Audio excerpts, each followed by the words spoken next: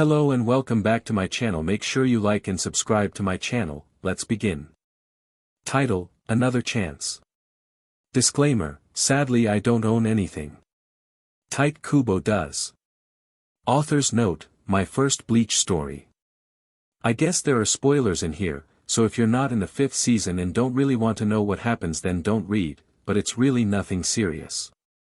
It was well past 3 a.m. in the morning and it seemed that nobody in the Kichiki mansion could sleep except the servants. A certain 6th squad captain couldn't sleep for many reasons, one being his nightmares only increasing as each day approached to an atrocious event. He was told several weeks ago that his younger sister would be sent to Earth on a mission, to clean out the hollows. Byakuya Kichiki thought this was the worst idea ever made by the Soul Society, but as a man from the noble Kichiki family, it was his duty to be bound to his loyalties. But as he watched his younger sister run out of the gates just past the Kichiki gardens, he knew that this was a mistake. Of course, the younger girl had a look of triumph on her face. She thought she had been undetected yet once again. This was not the first time this young girl snuck out. In all of the years Byakuya has had this girl in his home, she was noble and elegant around him, but once his back was turned, this girl from Rukia was herself a rebel and did what she wanted. True, this girl was adopted into his family years ago. He would never have even dreamt of taking even the slightest look at her if not for her relation to his late wife. He was once married to this girl's older sister. Years before the Rukia girl came to live with him as his younger sister, his Anna passed away, begging him to find her younger sister. She was weak and dying when she left her younger sister. She wanted her back and spent her days trying to find her. It was a mistake, it killed her already weak body. He promised his dying wife that he would find her. He did. Rukia, that was her name. He was, as some would like to say, cold. He rarely spoke words to anyone, not even his own younger sister. He wondered if his cold attitude towards the girl is what caused her rebelling attitude. She snuck out all the time, but not like this. No, most of the time she would sneak out to get some air, or watch the moon. Instead of her normal sneaking out, she has snuck out only to have a forbidden love affair this time. It was forbidden for many reasons.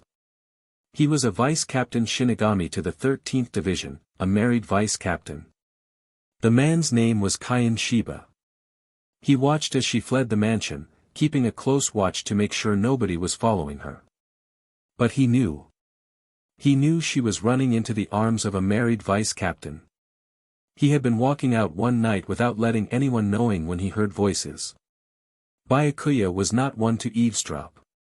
But he recognized the voice, and that voice was in distress. He concealed his ryutsu carefully and listened more intently. He knew instantly who the other voice belonged to also. I can't do this anymore. You know how much I look up to her. Her voice was thick. I know. DMN it, I know. But DMN it. I love you. I love her. I am so confused. But Rukia, don't leave me, please. I can't do it without you. His words were strong, and coaxing. Byakuya was surprised at this gathering of the two. The noble Kichiki knew very well of his sister's feelings towards Vision 13th's vice-captain. But he thought that Kaiin Shiba was much stronger than this to fall for his younger sister. How wrong he was. The two have been having this love affair for over 8 months. He could put a stop to it. But he was testing his sister to see if she could end this herself, be the Kichiki he knew she was. He wanted to protect her, just like his Anna had asked, but as his duty to the Kichiki family, he couldn't allow such a disgrace to be going on much longer. She was very good at hiding this. She would sneak out late and be up in the morning just like always. Never has she slept in late from sneaking out. She always made it home on time. Or at least she thought she was doing a good job at hiding it. And she was, to everyone else, but not to Captain Byakuya Kichiki. He looked away in disgust, knowing all too well that Kaiin was her first everything. She was a noble now, their duties were to be untouched and clean before they choose another noble family and marry. But Rukia ignored this. She was in love and young.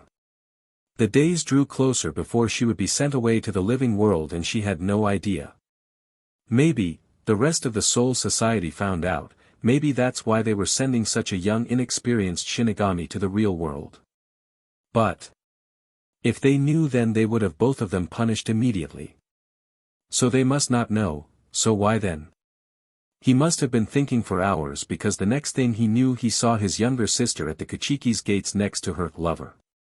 They shared one last kiss before she went straight back to her room. It was probably time he went to sleep also. Good night. The dark raven-haired girl smiled up at the other dark-haired man.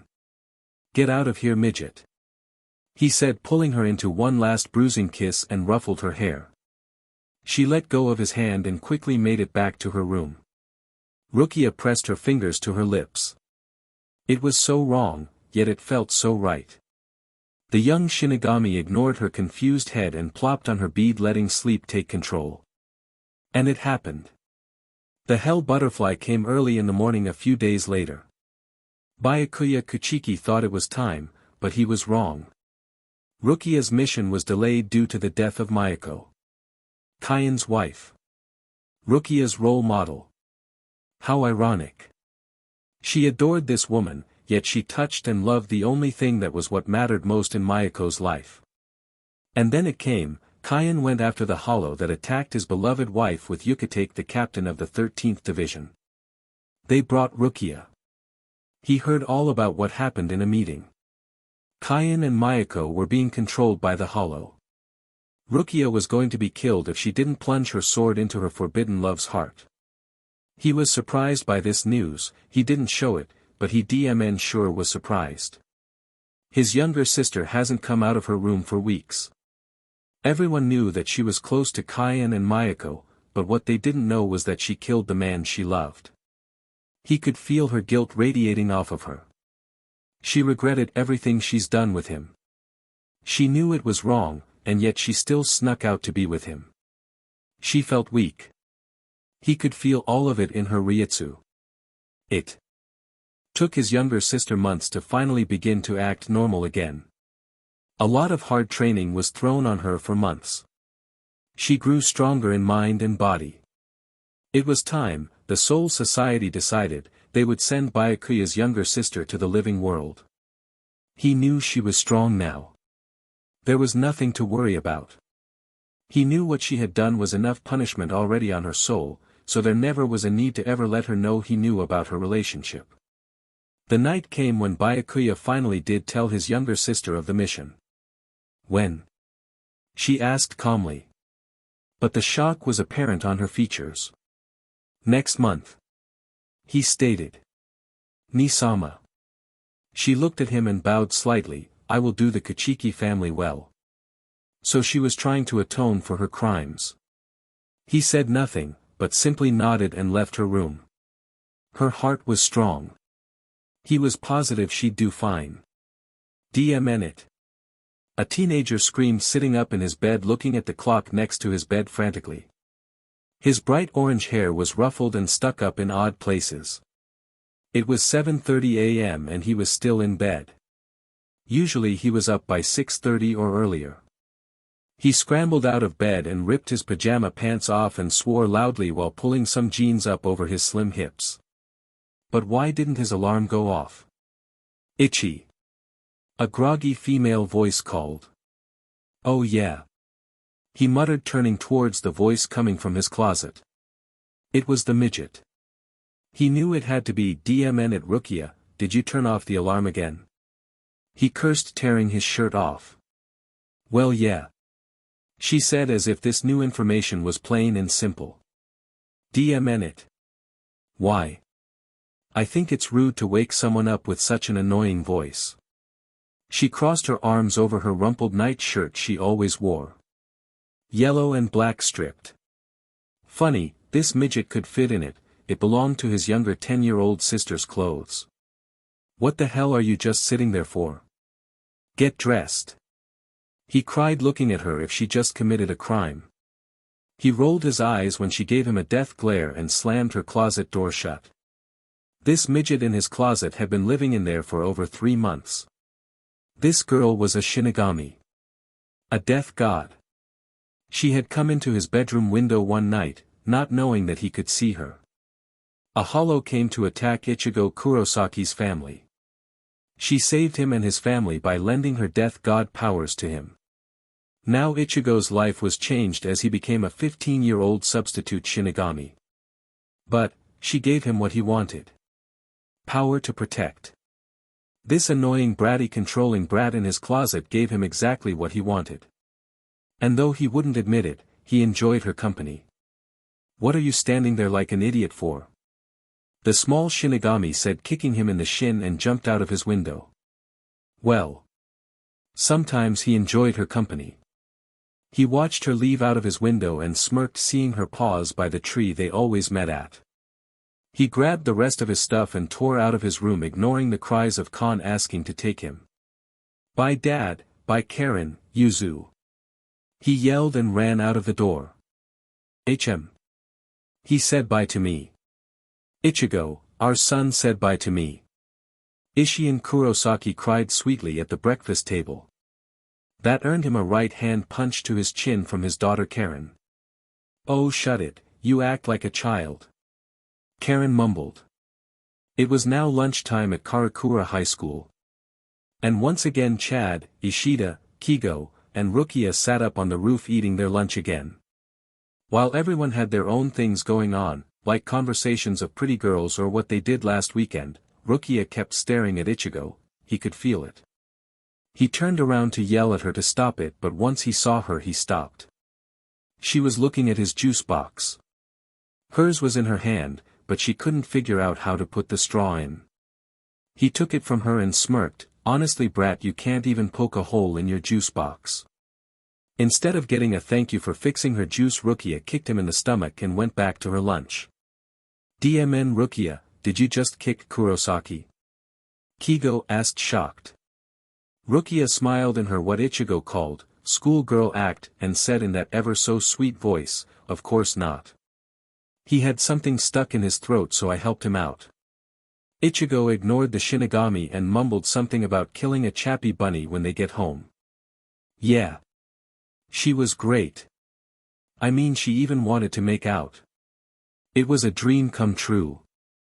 Kigo cried dreamily to the other guys about his date last weekend. "Make out?" Rukia asked, confused, but Ichigo told her to shut it before the guys heard her. He could just hear it now. "Oh don't worry, Radiant Rukia will show you what making out is."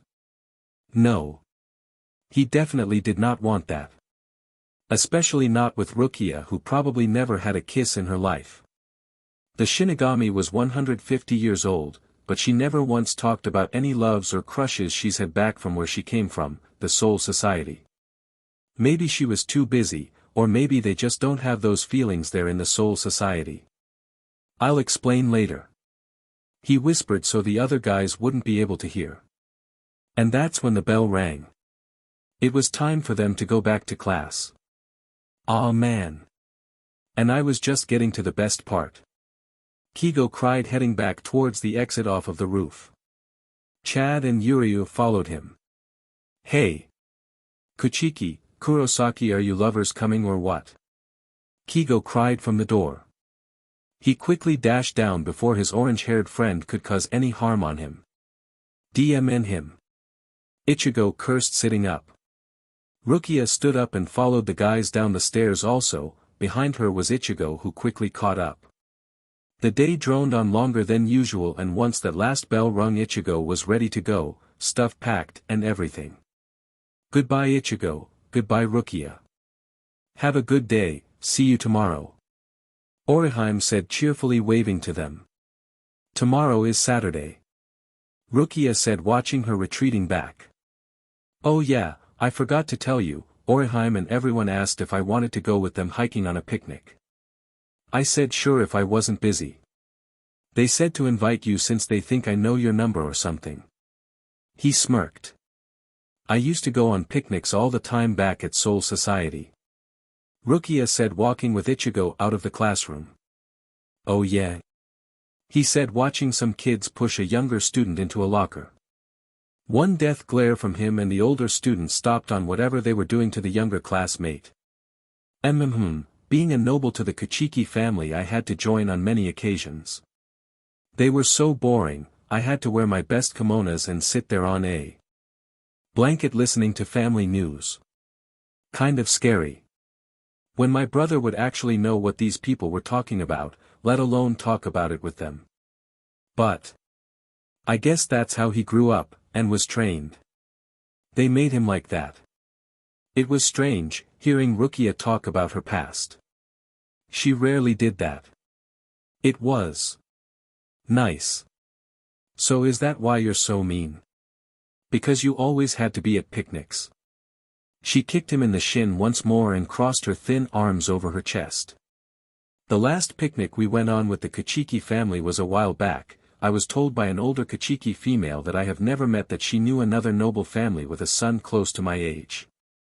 Ha! They are trying to hook you up with random people. Rukia looked down as she continued to walk along the sidewalk outside of school. They did it all the time. There is another noble family visiting, maybe you should meet their son. It was so annoying, I just wanted to be left alone.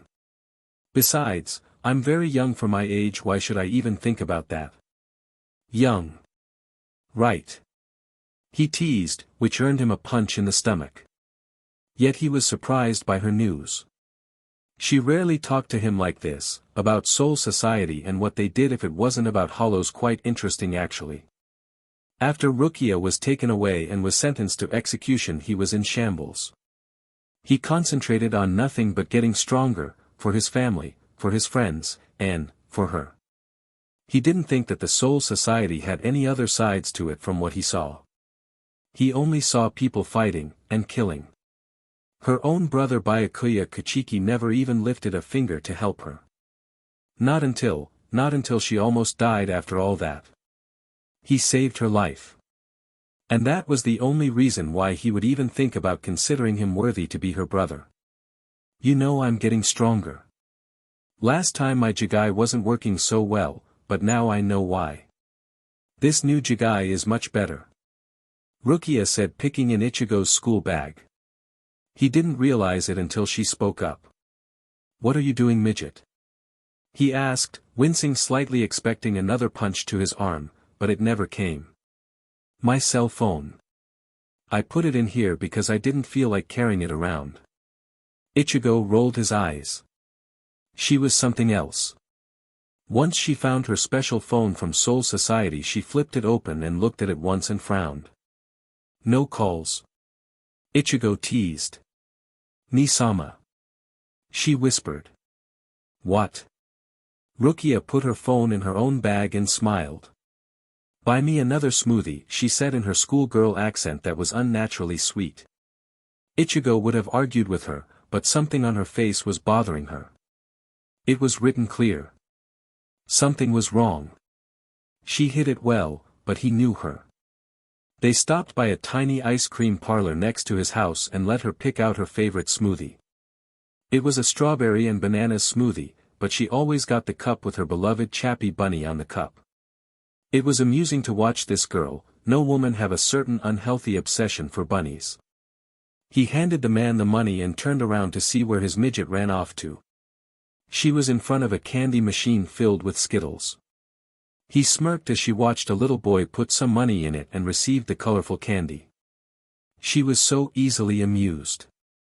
Hold your hand right there. He instructed. He placed some yen in the machine and watched her eyes grow as the candy Skittles were thrown into her palm. She smiled widely and looked up at him. He raised a bored eyebrow as if to tell her to eat it already. She lifted the candy up to her mouth and put them all in at once. Bad idea, Ichigo thought. She was so happy at the taste, but couldn't figure out how to get it out of her teeth and down her throat. He had to endure an annoying sick sound of her teeth smacking together to rid herself of the sticky fruity candy. It was annoying but cute in a way. Finally she finished her candy when they were already at his house, standing in front of the yard. He looked around and shooed her away up to his window. He told her he'd meet her when he could. Rukia climbed up the window with ease since Ichigo took her smoothie and told her he'd bring it up with him. She jumped onto his bed and bounced into her closet, quickly getting changed into something more comfortable. A simple knee-length yellow skirt and a purple shirt with a chappy bunny on it. Ichigo gave her money for the movies to go with the girls from school, but instead of going to the movies she bought that shirt. She told him at first that it was a gift. But the next day at school the girls asked Rukia, who was standing next to Ichigo, why she didn't show up. That's when he found out she had been lying. It was funny to see her facial expressions at school. From what he heard about the noble Kichiki family was that facial expressions were futile. So she only showed expressions around her friends. He knew why she lied to him. He was angry because he saves up his allowance and money that he earns for her. This money could go to things he wants like CDs or music, but he saves it for her so she can have what she wants. She felt awful, that she made him a sock hollow with blood stains, red paint, and a little sign saying, "Why Ichigo killed me, forgive me." Rukia. He didn't show it, but he loved it. He kept it by his computer desk, and it never moved. But she always caught him looking at him, having the slightest of smiles on his face. Rukia just finished pulling her shirt down over her stomach when Ichigo came in. He was still holding her smoothie. She ran up to him and took it quickly, putting her lips on the straw, taking a big sip. Ow! She cried, sitting on his bed, confused with the pain that was overwhelming her brain. Huh, you really shouldn't drink that stuff fast, you're getting a brain freeze, he laughed, sitting on his desk. It's evil. She shouted and threw the smoothie out of the window. Only to be greeted by a shout. Ichigo. His father must have been hit by the smoothie. DMN. Rukia, get in the closet. Ichigo shouted, pushing her towards his closet. He came to his window and looked down at his angry dad. It seemed that he was getting the mail when he was pelted by a cold smoothie. Ichigo. Why the hell did you throw a smoothie at me? And why the hell did you just sound like a woman right now? That was the radio, and I got jumpy when my smoothie came out of my hand, sorry dad. Ichigo shouted and slammed his window shut, only to glare at the petite raven-haired girl. The smoothie attacked my brain, I had to throw it. She whimpered. That smoothie was not evil, Rukia. He sighed and laid on his bed, obviously exhausted. It's called a brain freeze. When you drink something cold too fast you get a brain freeze. It's this pain in your brain, I guess, from freezing the top of your mouth. He sat up and looked at her. You've never had a brain freeze back at the Soul Society? Not that I can recall. I have never had anything such as a blended drink before. I've had sake all the time, but that's not exactly cold. Ichigo widened his eyes. Sake? Renji and I would see who could drink the most without passing out. He would always win. She smiled. Wow, Rukia, I forget you're 150 years old, why wouldn't you drink sake, haha? Due to your midgetness I always forget you're not the same age. That earned him a kick in the knee. Speaking of Renji, I have to go, Ichigo. I'll be home sometime tonight. She said, gathering some stuff to take with her. Go. Where are you going? Back to Soul Society? He asked, standing up. I got a message from Renji. She pulled her phone out and held it up for him to see it. In its digital words he saw what it said. Rukia. Emergency, involves Kichiki clan. Heard about it last night. Meet me at Karakura Park. Renji. I'm going too. Ichigo said. No, Ichigo, what if it's dangerous, what if it's a trap? What if this isn't Renji?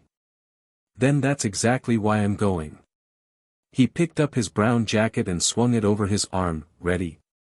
Ichigo. Look, Rukia, I lost you once to those BSTRDS. I won't let it happen again. You don't deserve that. Rukia looked like she was going to yell for a second but shut her mouth and jumped on his window ledge. Then let's go, lover boy. She teased and jumped out of his window. Lover. Hey!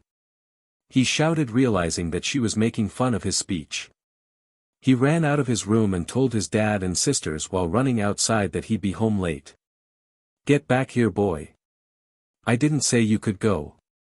Ishii and Kurosaki yelled, running to the window, but he saw him run down the street with a petite black-haired girl. He sat back for a second, knowing that of course he was going to let Ichigo go out, but he loved giving his son a hard time.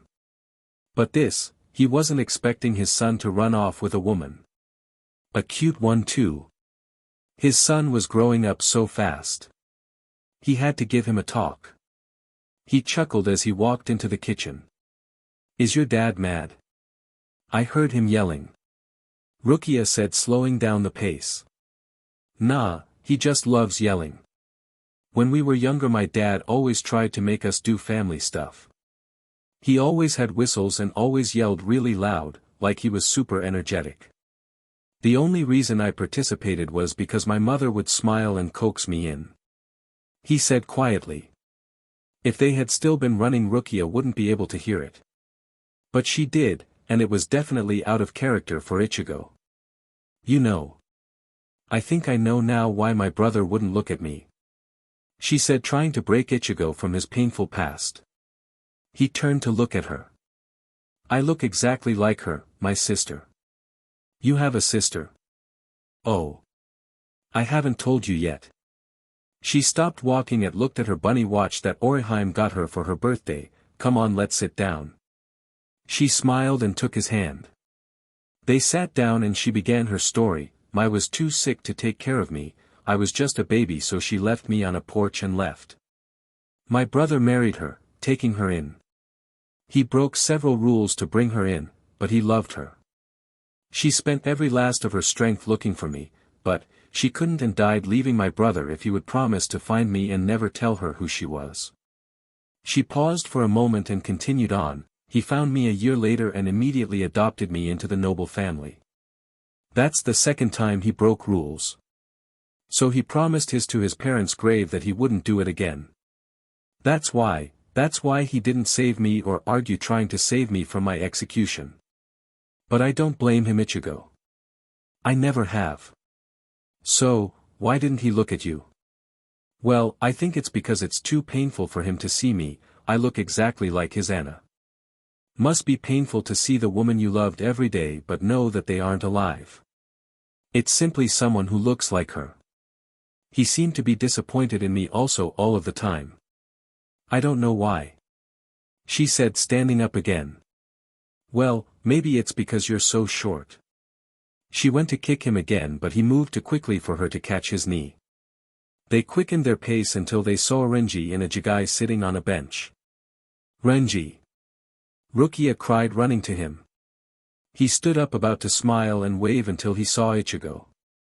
What the hell is he doing here? He shouted. He wanted to come. I couldn't say no. Renji pouted and sat down. Whatever. Ichigo glared at the older man. Well, what are you here for? Renji slid over so the both of them could sit down, but Ichigo sat across from the two of them on a boulder. Rukia, last night I was working late at the Kichiki mansion. I just left Byakuya's office because he said he had an urgent meeting to attend to. So as I was leaving I heard some talking. Now, you know how I am, so I covered my ryutsu and listened. They said they found the perfect match. Something about another noble family. I heard Captain Kichiki's voice. He was saying that he didn't think was necessary, but then one of the Kichikis yelled, saying that this was necessary to contain you. That you're out of control. What? Renji, what are you talking about? Rukia said, frightened. She didn't like how this was turning out. Ichigo was just looking back and forth, utterly confused. Rukia. They found out, they know. I don't know how, but they know about Kyan. He whispered. No. Rukia gasped. How it got out I don't know, but Byakuya is fighting for it to keep down. He claims that if something went on he would have known about it. Oh God. She whispered. What's going on? Ichigo asked. Oh. I feel sick. She was breathing hard, holding her forehead. Rukia. I think they are planning an arranged marriage. Renji whispered. And that was it. Kyan, Byakuya, arranged married, Ichigo finding out, everything came crashing down. She felt sick. She couldn't get out, she couldn't escape. This was reality. This was real, this was happening. Rukia, and those were the last two voices she could remember as she fell. Her world was fading, and now it was black. Rukia woke up only to see two worried faces on her. She sat up and rubbed her head. What happened? She asked. Well. You fainted, so we brought you back to Ichigo's room. Oh. Renji. Please tell me everything you said wasn't true. I'm afraid. It is. I'm confused, what's going on? An arranged marriage? Ichigo asked. But before he could get an answer, someone was at his bedroom door. Knock, knock. Get in the closet. Ichigo whispered. Hey Ichigo. His father's voice asked on the other side. Yeah. You're home kind of early, can I talk to you? Does it have to be right now? Ichigo sighed, signaling to Rukia and Renji not to make a sound, and shut his closet door. Ishiin ignored his son and opened the door. Hey Ichigo, come on. He sat on Ichigo's bed and patted next to him, but Ichigo sat on his desk chair instead. Dad, I'm kind of busy with homework. His dad looked around and saw absolutely no books, pens, or papers to even signify that he was working on homework. Ichigo, I saw you run off with a girl today. Ichigo chalked on his own saliva, trying to cover up Rukia's. What? She was mighty cute too, son. Ichigo coughed, this time covering Renji's. What? Look son, I know you're 15 now, but you need to be careful. I know you're just now realizing your feelings, but you shouldn't run off with girls unless you're sure it's what you want. Renji and Rukia were silently laughing at a very red Ichigo from inside the closet. Dad, look, she's just a friend. Really, I am really busy, I can't talk, can we talk later? Ichigo asked, standing up and trying to push his dad out of his room. Ah, young love, isn't it beautiful? He said as Ichigo slammed the door shut. Ha ha ha. Young love. Renji burst out laughing from the closet. Rukia was clutching her side from holding her laugh, and she now had a stitch. Shut up, that was uncomfortable, and unnecessary. Ichigo muttered and pulled Rukia out of the closet. His cheeks were still tinted pink. Renji pulled himself out of the closet also and sat on Ichigo's bed. Okay, back to business, we have to think. Should we go and confront Byakuya about this? Or do you think he'll find us? Renji said, rubbing his temples. I don't know. I left Byakuya because he told me about a mission that I was to be sent here. That's, when I met Ichigo, and then my execution sentence happened. When Nisama was hurt, I stayed by his side until he was better. He told me my work wasn't finished. I had to go back, and I did, once he was well. He never mentioned anything about an arranged marriage. She said, curling her knees up to her chin. Well. I think he just found out about it right now, last night. So I think the best thing to do would be to, just wait it out until Byakuya figures something out. I'm sure he'll fix it. If it gets out of hand, then he will contact you. Renji finished. Well, here's what I don't get, who's Kyan, and what do they mean by out of control? They could hear the jealousy in his voice. Well, Kyan is. Renji was cut off. Kyan was my vice captain. I believe they thought we had something going on. But I assure you they were mistaken. My vice captain is dead now. She lowered her head. I'm sorry. Ichigo said quietly. Renji poked Rukia's side questioningly, but she ignored him. Look, I think Renji is right. We should pretend nothing happened. And just wait until Nisama can't handle it if he can't get this under control. Rukia lay down on Ichigo's bed, pouting softly. An arranged marriage, why would they even consider that? She wondered out loud. Why would they say, to contain you? Ichigo said, raising an eyebrow. I guess, because I'm from Rukongai, which is a dirty town. I lived there with Renji, and we did everything we could to survive. And if that meant stealing, then so be it. So when Nisama took me in, you could have guessed that this was a shock. It's like he was a prince taking in a dirty rat. She seemed so lost in thought. She just laid there staring at the ceiling. It wasn't until Renji finally spoke that Rukia was brought out of her memories. I have to go, Rukia. I've got so much work to do. Your brother hasn't been able to touch any paperwork due to a certain little sister problem, so I have to do it. But, the man goes to my meetings occasionally, so why the hell not? He smirked and patted Rukia's thigh. Don't worry, Captain Kuchiki will definitely get you out of this one. If not, then you could always sneak out.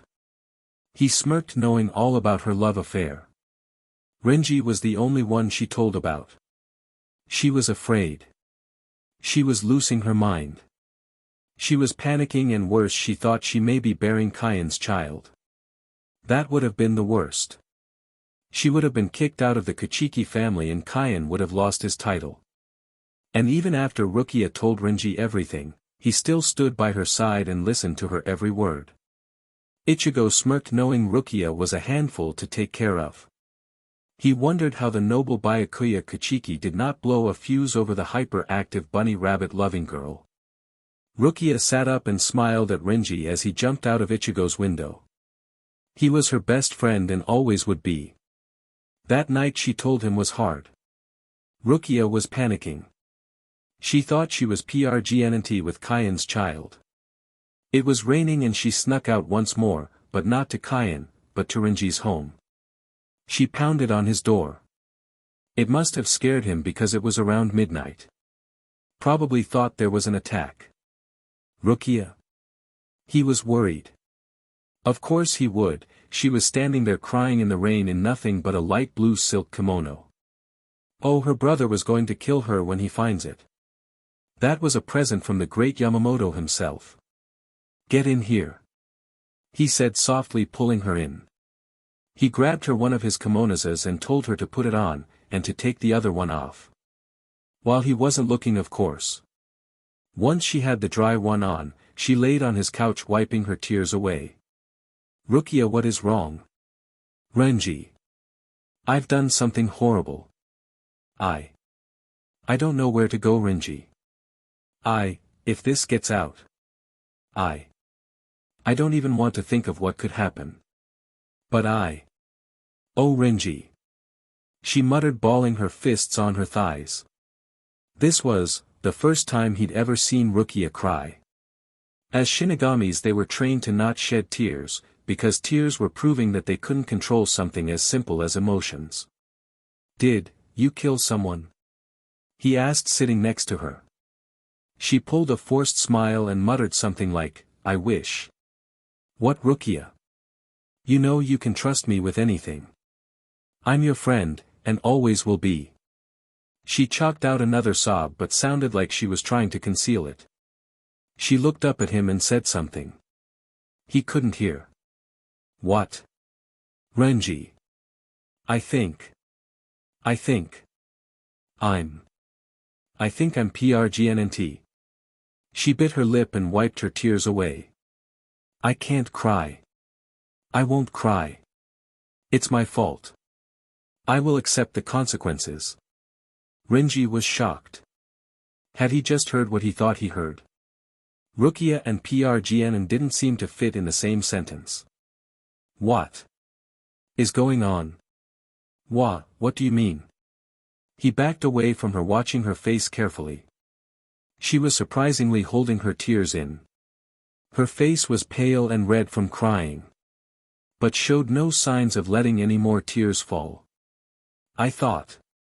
I never knew you, who? He stammered. She turned her head away, ashamed of herself. Do you think they would let him off if I accept full responsibility? She asked quietly. I don't understand, Rukia, what the hell are you talking about? You can't be pregnant. You're a noble for God's sake. You're not allowed unless you're married. He was in denial. His friend, his best friend, his childhood friend was sitting in front of him telling him something that just couldn't be true. If you were a noble, and were caught with someone it was severe punishments. Let alone pregnancy. This was bad. Unless, you were married off and I didn't know about it. He said quietly.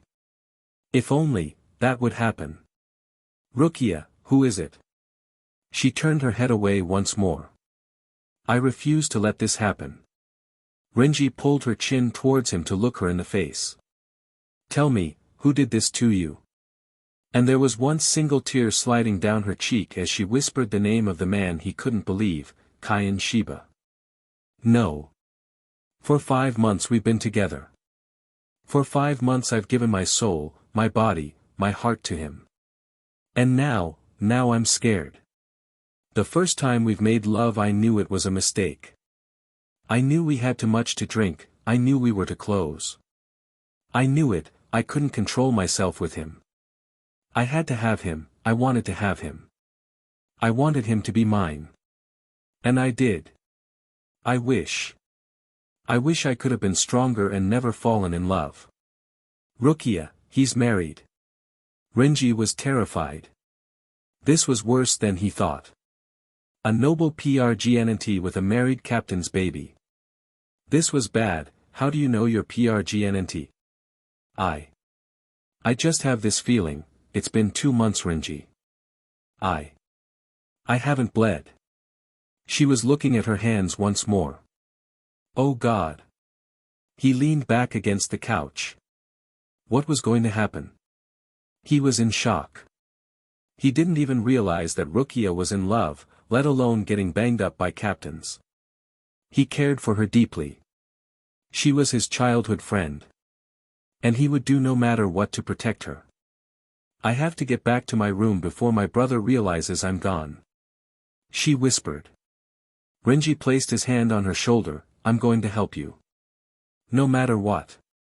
Rukia smiled and left his house with her soaking wet kimono in her hand. Rukia. Ichigo shouted in her face.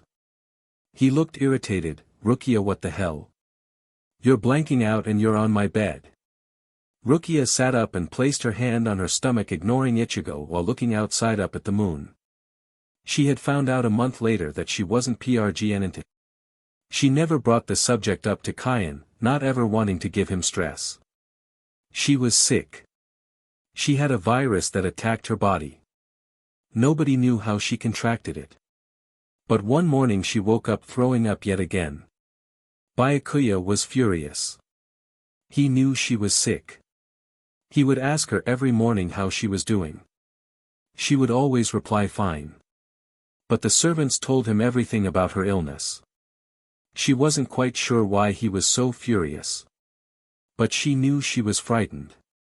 If he was this angry at her for being sick, then what would he do if he found out she was pregnant?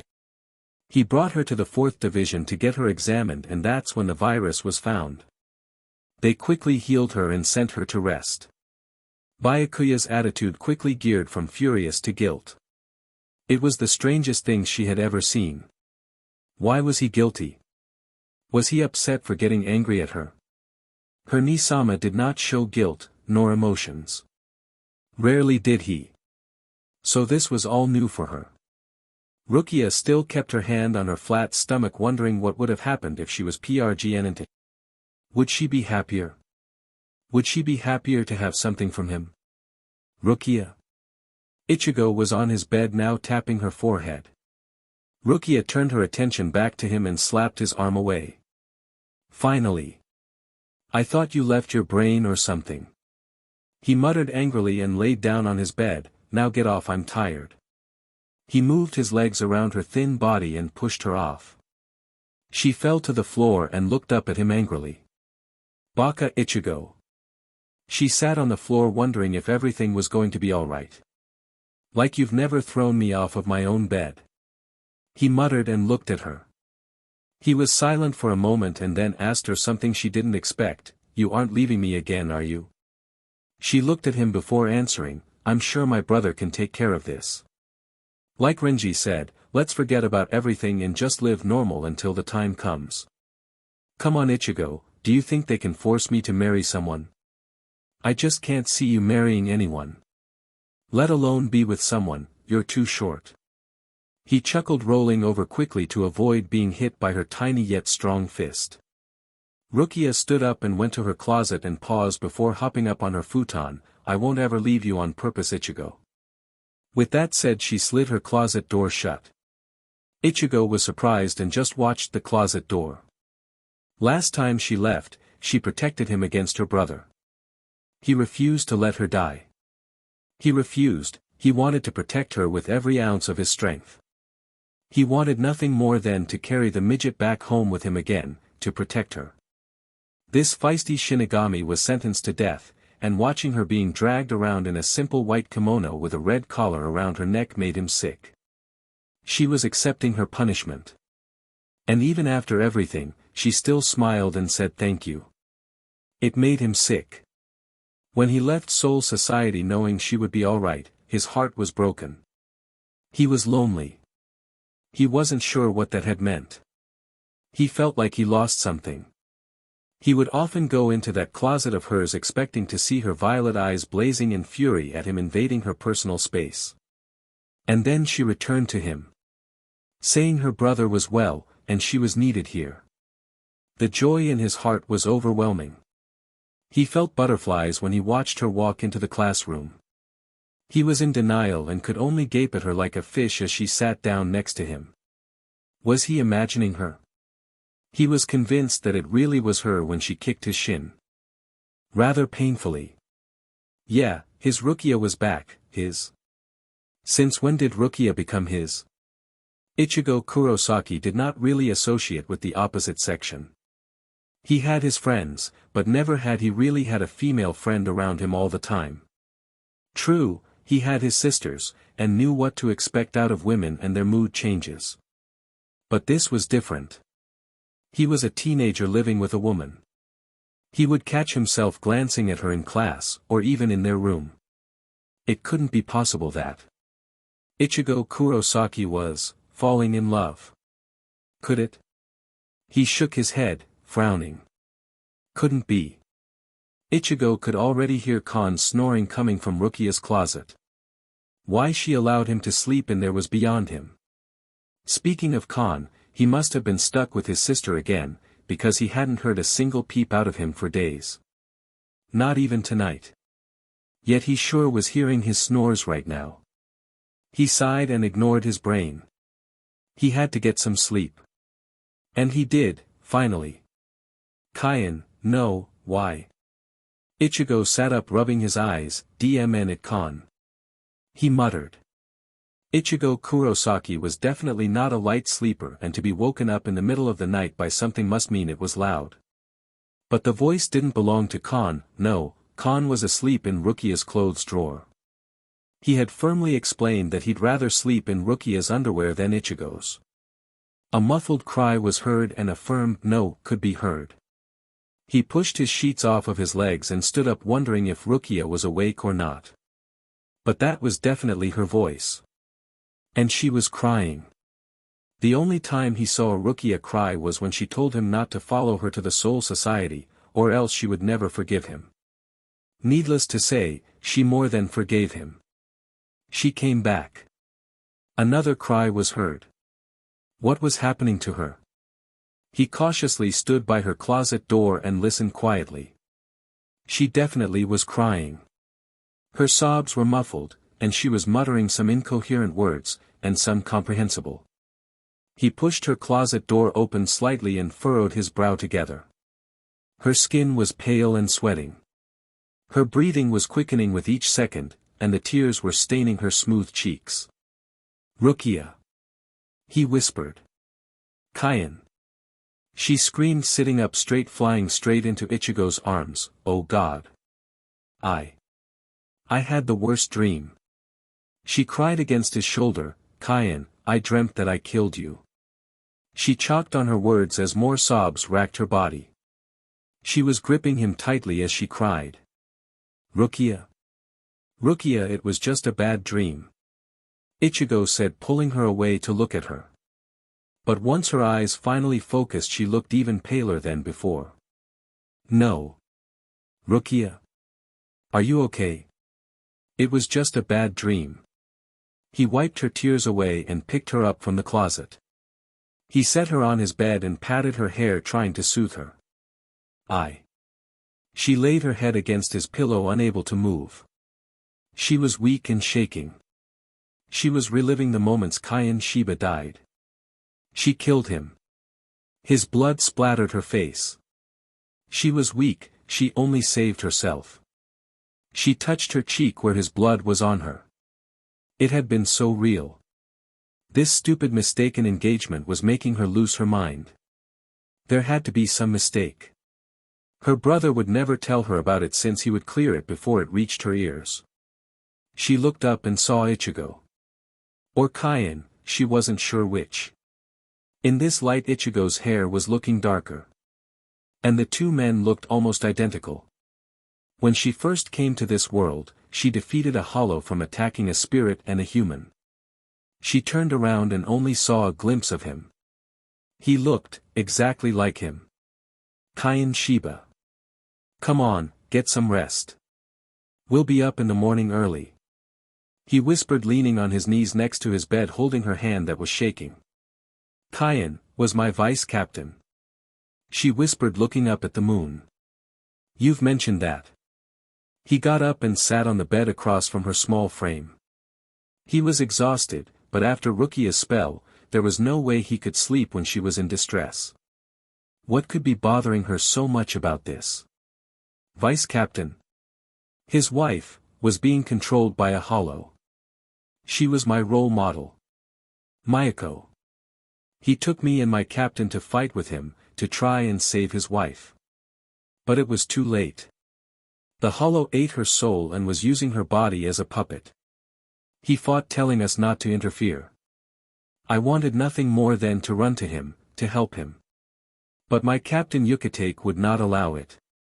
He explained to me that there were two types of fights. To preserve honor, or life. He was preserving his honor. He was eaten by the hollow, also using his body as a puppet. I was frozen. I couldn't move. I didn't know what I could do. But my captain screamed at me, telling me to run. I didn't. I stood there like a foolish girl, frozen stiff.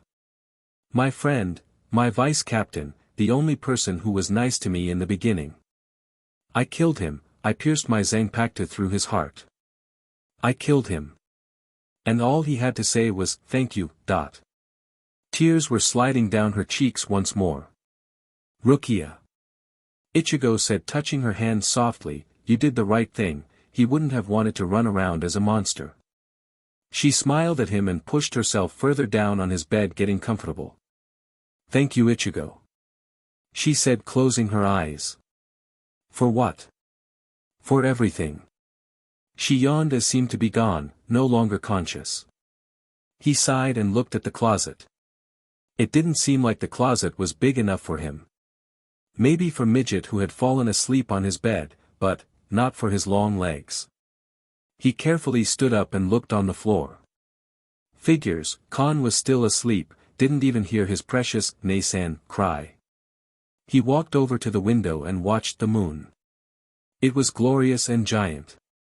A full moon. It illuminated his room.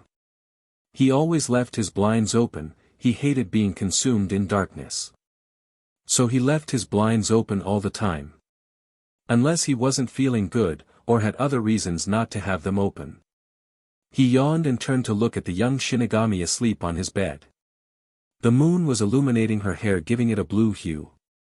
Her cheeks were still tear-stained. Poor girl. Tomorrow they were going to go on a picnic with their friends from school. He was sure the girls would cheer her up. He yawned yet again and sat down on his bed. Should he invade her privacy and sleep next to her?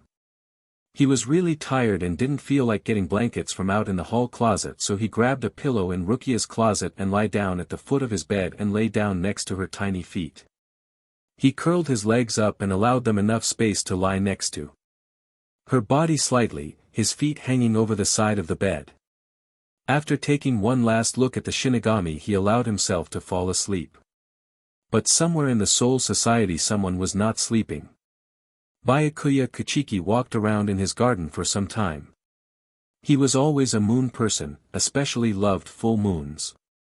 But tonight he barely recognized its beauty. Instead he walked around to a tiny pool and looked in, glancing at the mood from the reflection. He had a stressful meeting with the Kuchiki clan. I see you got my message. He hated this man. This man controlled the Kuchikis. This man's name is Yorimi Kuchiki. He was the eldest Kuchiki and was in charge of all decisions. He allowed Rukia a place with Byakuya, with much argument from the noble Byakuya himself. So it would seem. Byakuya answered, sitting down at his desk. Byakuya was told what to do his entire life. Once he finally became a captain, and was possible the strongest Kuchiki there ever was, Yorimi began to back down. But it took Byakuya years to gain this. Well then, don't want to keep you waiting. It's about Rukia Kuchiki. He said, setting down his tea. One of the servants brought him. Byakuya looked at the man but didn't answer him. This could only be good or bad, never is it just, all right. It has come to my attention that this girl has stepped out of line once again. She was sentenced to be executed. It was a conspiracy, Yorimi, you know that. She has been punished. Byakuya explained calmly. Byakuya, this has been brought to my attention recently. This has happened some time ago. But it is unforgivable. If Byakuya showed emotion, he would have raised his eyebrows in shock. Could he know? He thought nobody knew. If they try to put her for trial, there was nothing he could do. He could fight. He won't break his Anna's promise anymore, but DMN it. What could he really do? I'm not quite sure I know what you mean. You pulled her from Rukongai, Byakuya. She's going to stray like a dog. She has not been raised like you and I. She is a rebel and always will be. Information has been received to me about Rukia's affair. DMN.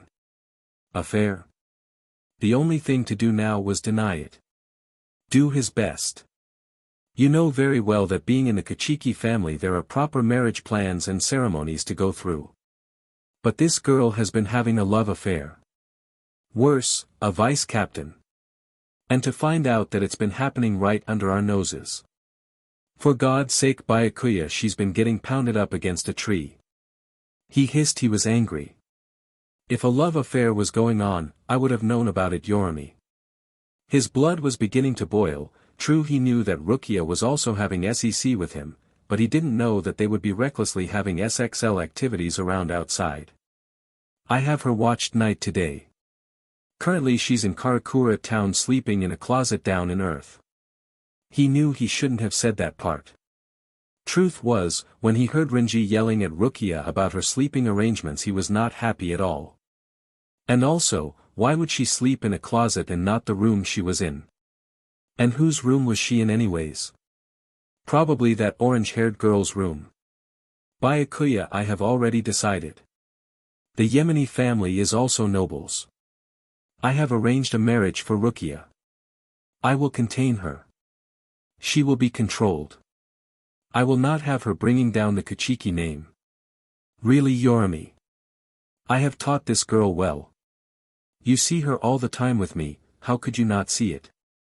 Does she look like she would stray and have an affair? Rukia was two-sided. She had her Kuchiki Rukia, and she had Rukia. They were two completely different people. She would act differently in front of her friends when she thought her brother wasn't around. But he knew, he saw. And it was surprising at how well she hid it to the world. True, I would have not expected this.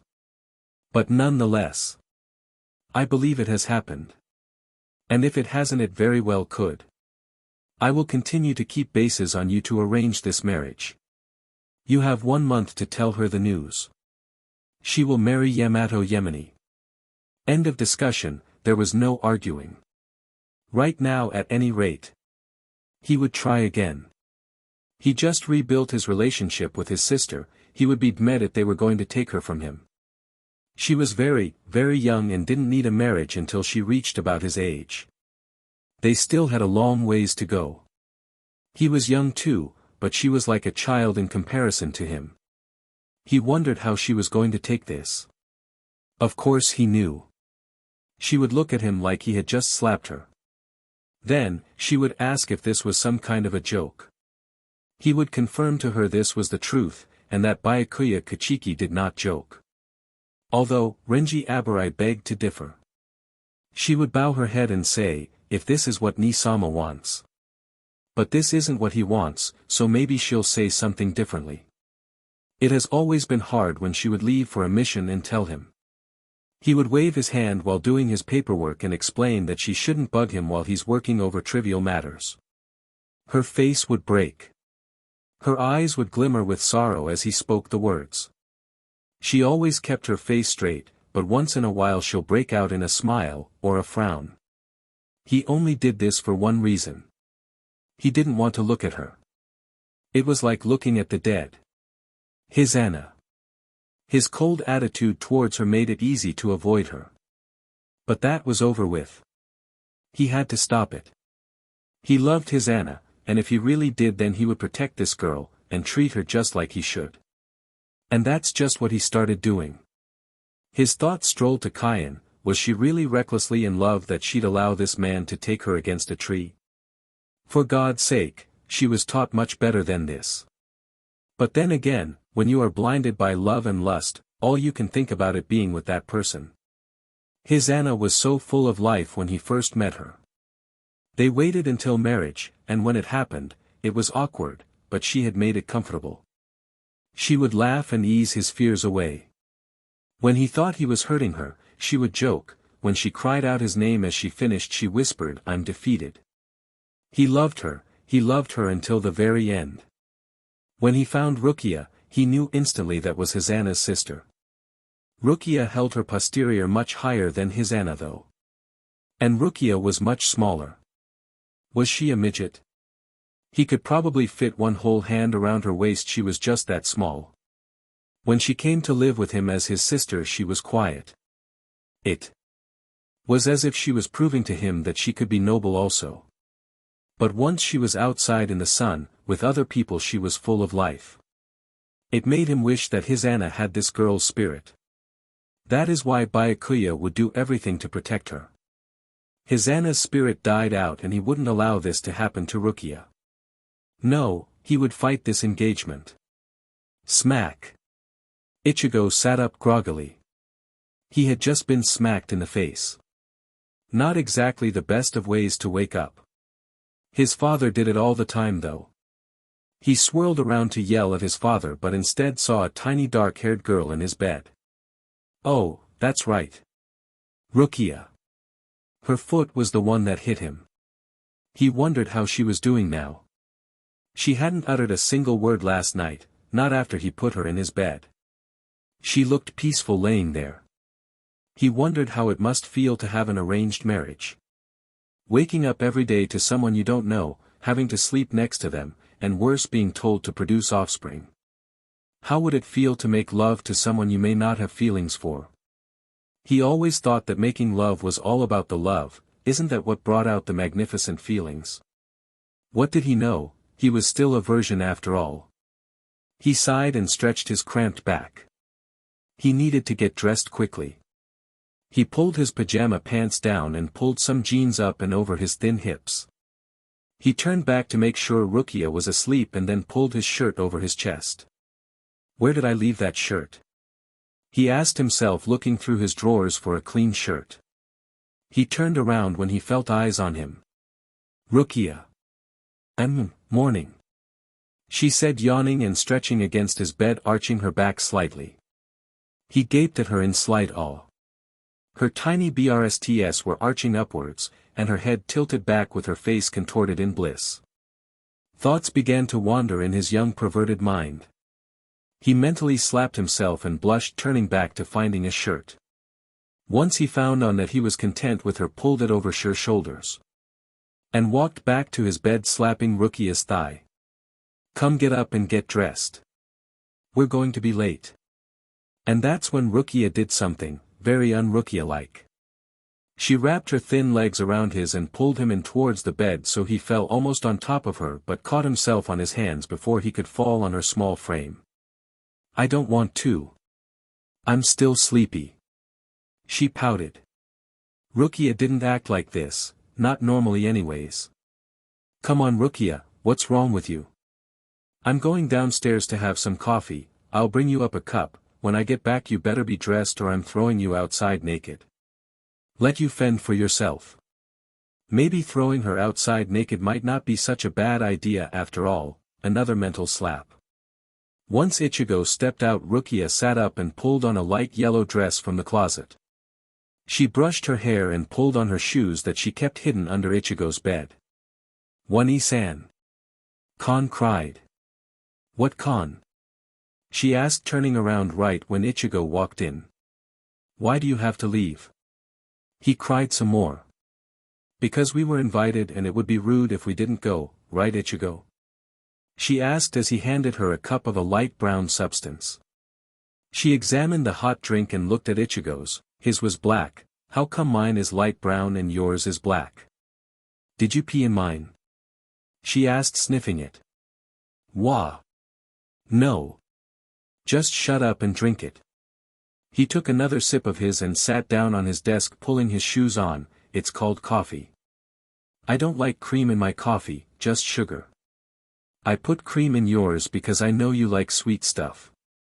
Rukia took a sip of her coffee and smiled. Hey, this is pretty good, but is it your cream?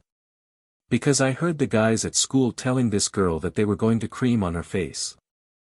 I didn't know what it meant, but I'm guessing that they made some cream for her.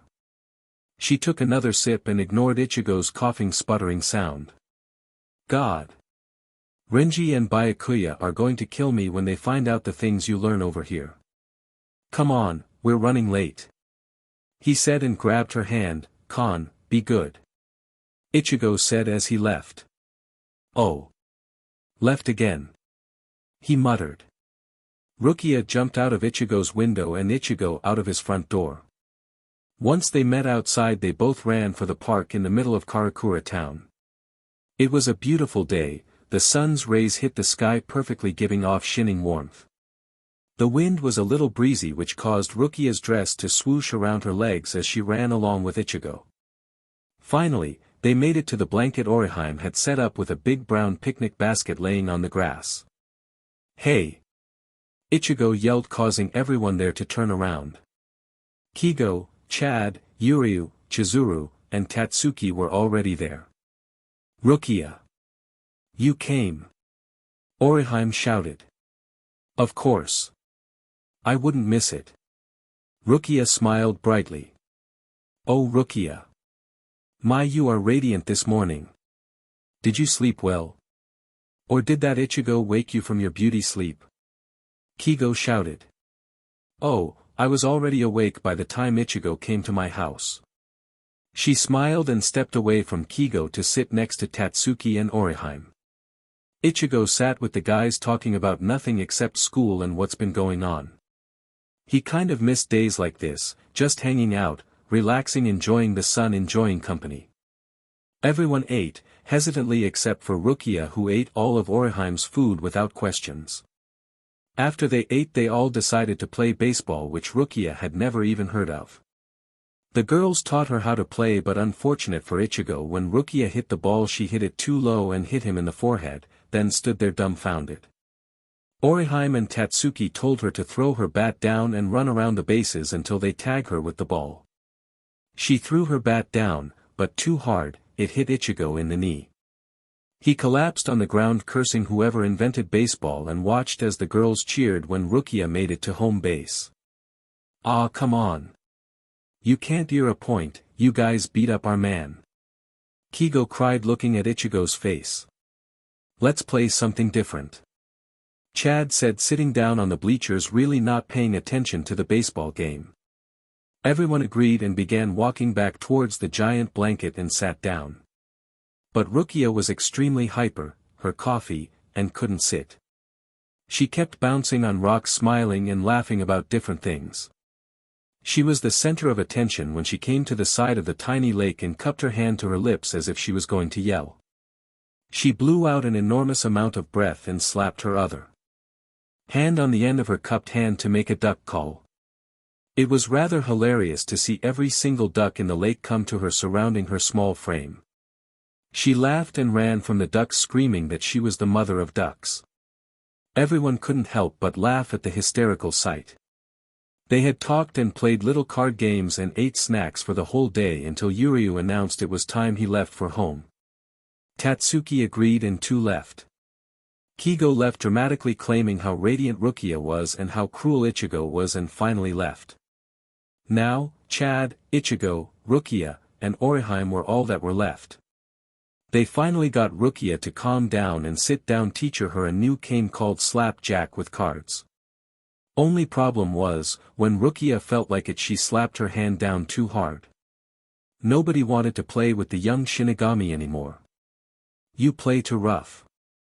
Orihime said, pouting. I'm sorry. I was getting so excited over it.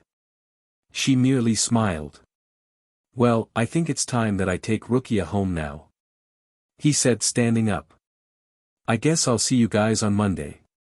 And hey, it was fun. He helped Rukia up as she said her goodbyes also and left along with Ichigo. That was the best picnic I have ever been on. She jumped cheerily alongside him. You know, those picnics with the Kuchiki family were always so boring. I think even Nisama hated them. She smiled as she thought about the bored look that Byakuya Kuchiki got at the picnic gatherings. I'm glad you had fun, Rukia. I did too. I haven't been out relaxing in a while. By the way, where did you learn that duck trick? And why did they come to you? He asked, smirking at the sight. He felt Rukia nowhere to be seen after he asked her this and stopped walking to turn around.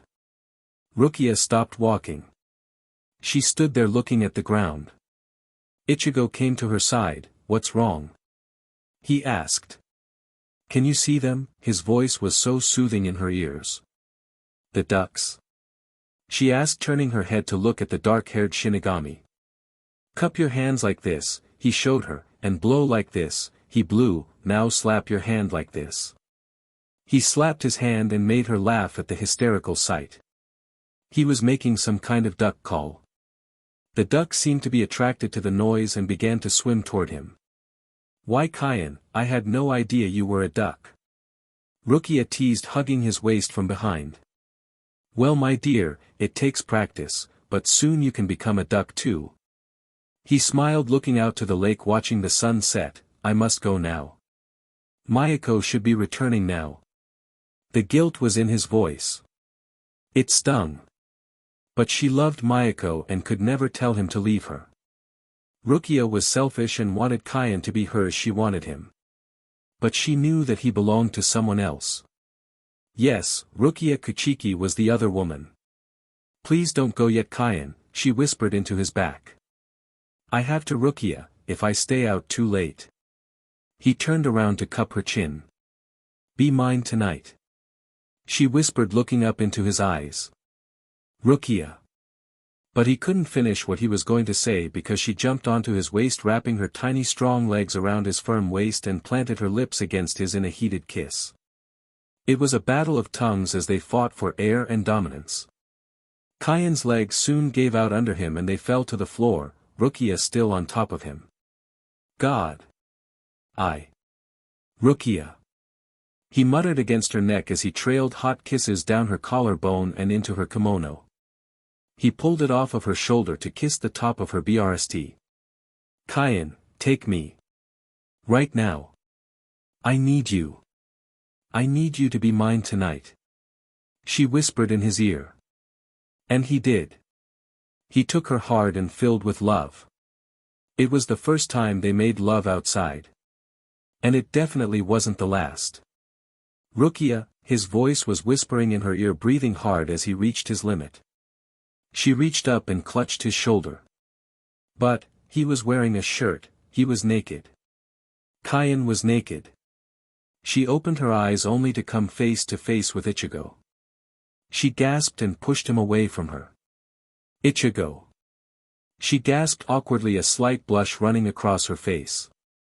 Yeah, did you forget me while you were daydreaming? He teased. I was asking you about ducks and you zoned out. A friend taught me. She stated and walked ahead of him. It was now dark out and the street lights were beginning to come on. Well, we're home. You go up to my window and I'll be in as soon as I can. He said, walking towards the front door. Rukia did as she was told. She felt strange. She was so hyper for the whole day, and now that they were home she felt like her energy had been zapped out of her. She climbed up the house and into the window, ignoring Khan's cheerful cries as she went into her closet to pull on her pajamas. She was trying to wait for Ichigo to come back into the room, but before she could, she fell asleep with thoughts of today's events still replaying in her mind. Ah, this is definitely the life of a teenager, wasting away on his bed on a Sunday morning. Ichigo yawned and leaned back on his bed with a satisfactory plop. I think, you are going to get fat. A voice said on the ground. Ichigo rolled his eyes and looked down to see a tiny Shinigami eating dessert snacks and fruit juice and reading a girl magazine. Khan was sitting next to her. I swear, Rukia, I think I see some fat on your hip. Ichigo teased, reaching down to grab a hold of Rukia's hip. Baka. I'm trying to study the human outfits. She yelled and sat up, blushing. You're reading Cosmo. That's the stupid magazine females here read so they can become even sultrier. Yes, but look at these outfits, and I was reading that if you eat snacks like these then your BRSTS will grow bigger. Rukia said, dignified, the blush increasing on her cheek. Ichigo shot up in his bed at those words. Rukia. First of all, not only will your BRSTS get bigger, but so will your body. That's what melons are fat, you know that, right? This was uncomfortable. Hatsumoto had once told me how tiny I was. I used to get made fun of all the time back at Soul Society. I never thought about it until I came here on Earth and started to see that these girls take pride in their chests. It's embarrassing in the changing rooms for PE when I take off my shirt, and, yeah. She was looking at the ground, looking uncomfortable. I don't there's anything wrong with them. Had he just said that out loud? DMN. I mean, girls are just too snobby and weird for my taste. He muttered and cursed himself as he dug himself deeper. You know, maybe you're right. I don't need them to be big. I'm not trying to impress anyone, and they would just get in the way of everything. She plopped herself back down on the ground and began eating the rest of her took. Oh, Nei-san. Don't listen to Ichigo. Big valleys are wonderful. But yours are amazing. So small yet so soft and perfect to the touch. Khan yelled, coming to hug Rukia. Unfortunate for the small stuffed lion, Rukia stepped on him, smashing him to a pulp before jumping on Ichigo's bed lying next to him. Ichigo sighed at them both. I think I'll shoot myself in the head. He muttered. What are we going to do today? Rukia asked him. Absolutely nothing. He turned over so he was now on his back, but that didn't stop the small feisty Shinigami from hitting him in the stomach. Ow! What the hell was that for? He yelled, clutching his injured stomach. For being lazy and scolding me for it. She muttered and lay on her stomach also, still next to him. They lay in silence for a few moments, enjoying Khan's silence while they just stared at the ceiling. Rukia was the one who broke the silence. Do you think I will have to marry someone? She whispered, staring at the ceiling. No. Renji may be tough and stupid sometimes, but he can get you out of trouble, and your brother may be a BSTRD, but he will go to all ends to protect you. I saw it in his eyes when you were in the hands of Aizen. My brother isn't a BSTRD. Rukia must. Well, you could have fooled me. He's acting like a Kachiki. Something I can never be. It's hard enough abiding by all of their rules, but to act like that every part of my life, it makes me wonder, is that what killed my sister? If she's anything like me, then, that surely would have killed her. It would kill me, being stuffed up in a marriage not filled with love and to be forced to live by their rules. It would be torture. My life, my happiness, my spirit will be gone. Ichigo thought about that for a moment. How would it feel to be married to someone you didn't love? Let alone know. He always thought about marriage. And always said no to it. He told his father, who asked him why he hasn't gotten a girlfriend yet. I'm not getting married. He stated with simple arrogance. Come on, I'll see if everyone wants to go out to eat. You get to pick a place. I'll explain that you're feeling a little down, so it's my treat to you if everyone comes. Will that cheer you up? He asked, sitting up. Rukia sat up also and nodded. Good, but first, we both need showers, and everyone is downstairs. How are we going to do this? XXXX. I must argue on this matter, Yorimi. Byakuya Kuchiki was yet once again sitting in his office with that hateful Kuchiki head sitting yet once again in front of him. I hoped it wouldn't come to this, Byakuya. I just don't see the necessity of this, Yorimi. This child is a bit reckless on some occasions, but she is learning very quickly also. I highly doubt that my sister has engaged in SXL activities with a married vice captain. But she has. A voice was mocking him in his head. He couldn't deny that she didn't have a mutinous relationship, but he also didn't want her happiness to be taken away. He wanted her to be happy, just like his Anna asked. I have told you before, Byakuya, I was informed of this. I know full well that this occurred. Who told you? He tried to keep his face placid. I will hold that information with me, Byakuya. I do not want arguments. My decision is made, and I will not change my mind. He stood up, bowed, and left the room. Byakuya for once did not stand up, bow, or even show him to the door. No, instead he sat on the floor looking at the tea in front of him bitterly. It was time to break the news to Rukia. This was going to be a difficult task, knowing all too well about his sister's temper. Though she never showed it around him. XXXXX. This is ridiculous. Rukia hissed, but allowed the water to hit her naked skin in the shower anyways. Will you shut up? I don't like this any more than you do, but we have to leave early. We don't have all day to wait for someone to leave so we can take showers separately. Ichigo whispered just loud enough over the sound of water. His eyes were shut tightly as he sat on the sink waiting for Rukia to finish her shower so he could take one. Ichigo pulled Rukia with him into the bathroom, making sure no one was upstairs. He told her she was first and sat down, closing his eyes shut firmly. She tried to argue on the matter, but Ichigo said then she'd just have to smell for the whole day. She begrudgingly agreed. I bet you're peeking. Even if I had my eyes open I wouldn't be able to see you through the screen, Baka. You have X-ray eyes. He could hear the water spraying off of her body and onto the floor. He could imagine the water running in different areas on her body and mentally slapped himself. He knew he shouldn't act like this. He couldn't understand why he was imagining his friend take a shower. Oh yeah, he had hormones. Just hurry up. He said, still keeping his eyes shut. A few minutes later he heard her speak again. Hey, keep your eyes closed, okay? He did, and heard the curtains being pulled back and felt the towel being pulled from his fingers. Why didn't you turn the water off? He asked, still keeping his eyes closed. Do you want your dad to ask why you turned the water off when you are supposed to be taking a shower? Just hurry and take your shower. She said and pulled him up from the toilet. She took his spot and closed her eyes. Ichigo opened his eyes and looked at her for a moment in nothing but a towel. He blushed slightly as he pulled his clothes off. He threw his shirt on Rukia's head as he stepped into the warm water. She hissed and pulled the towel off of her hair.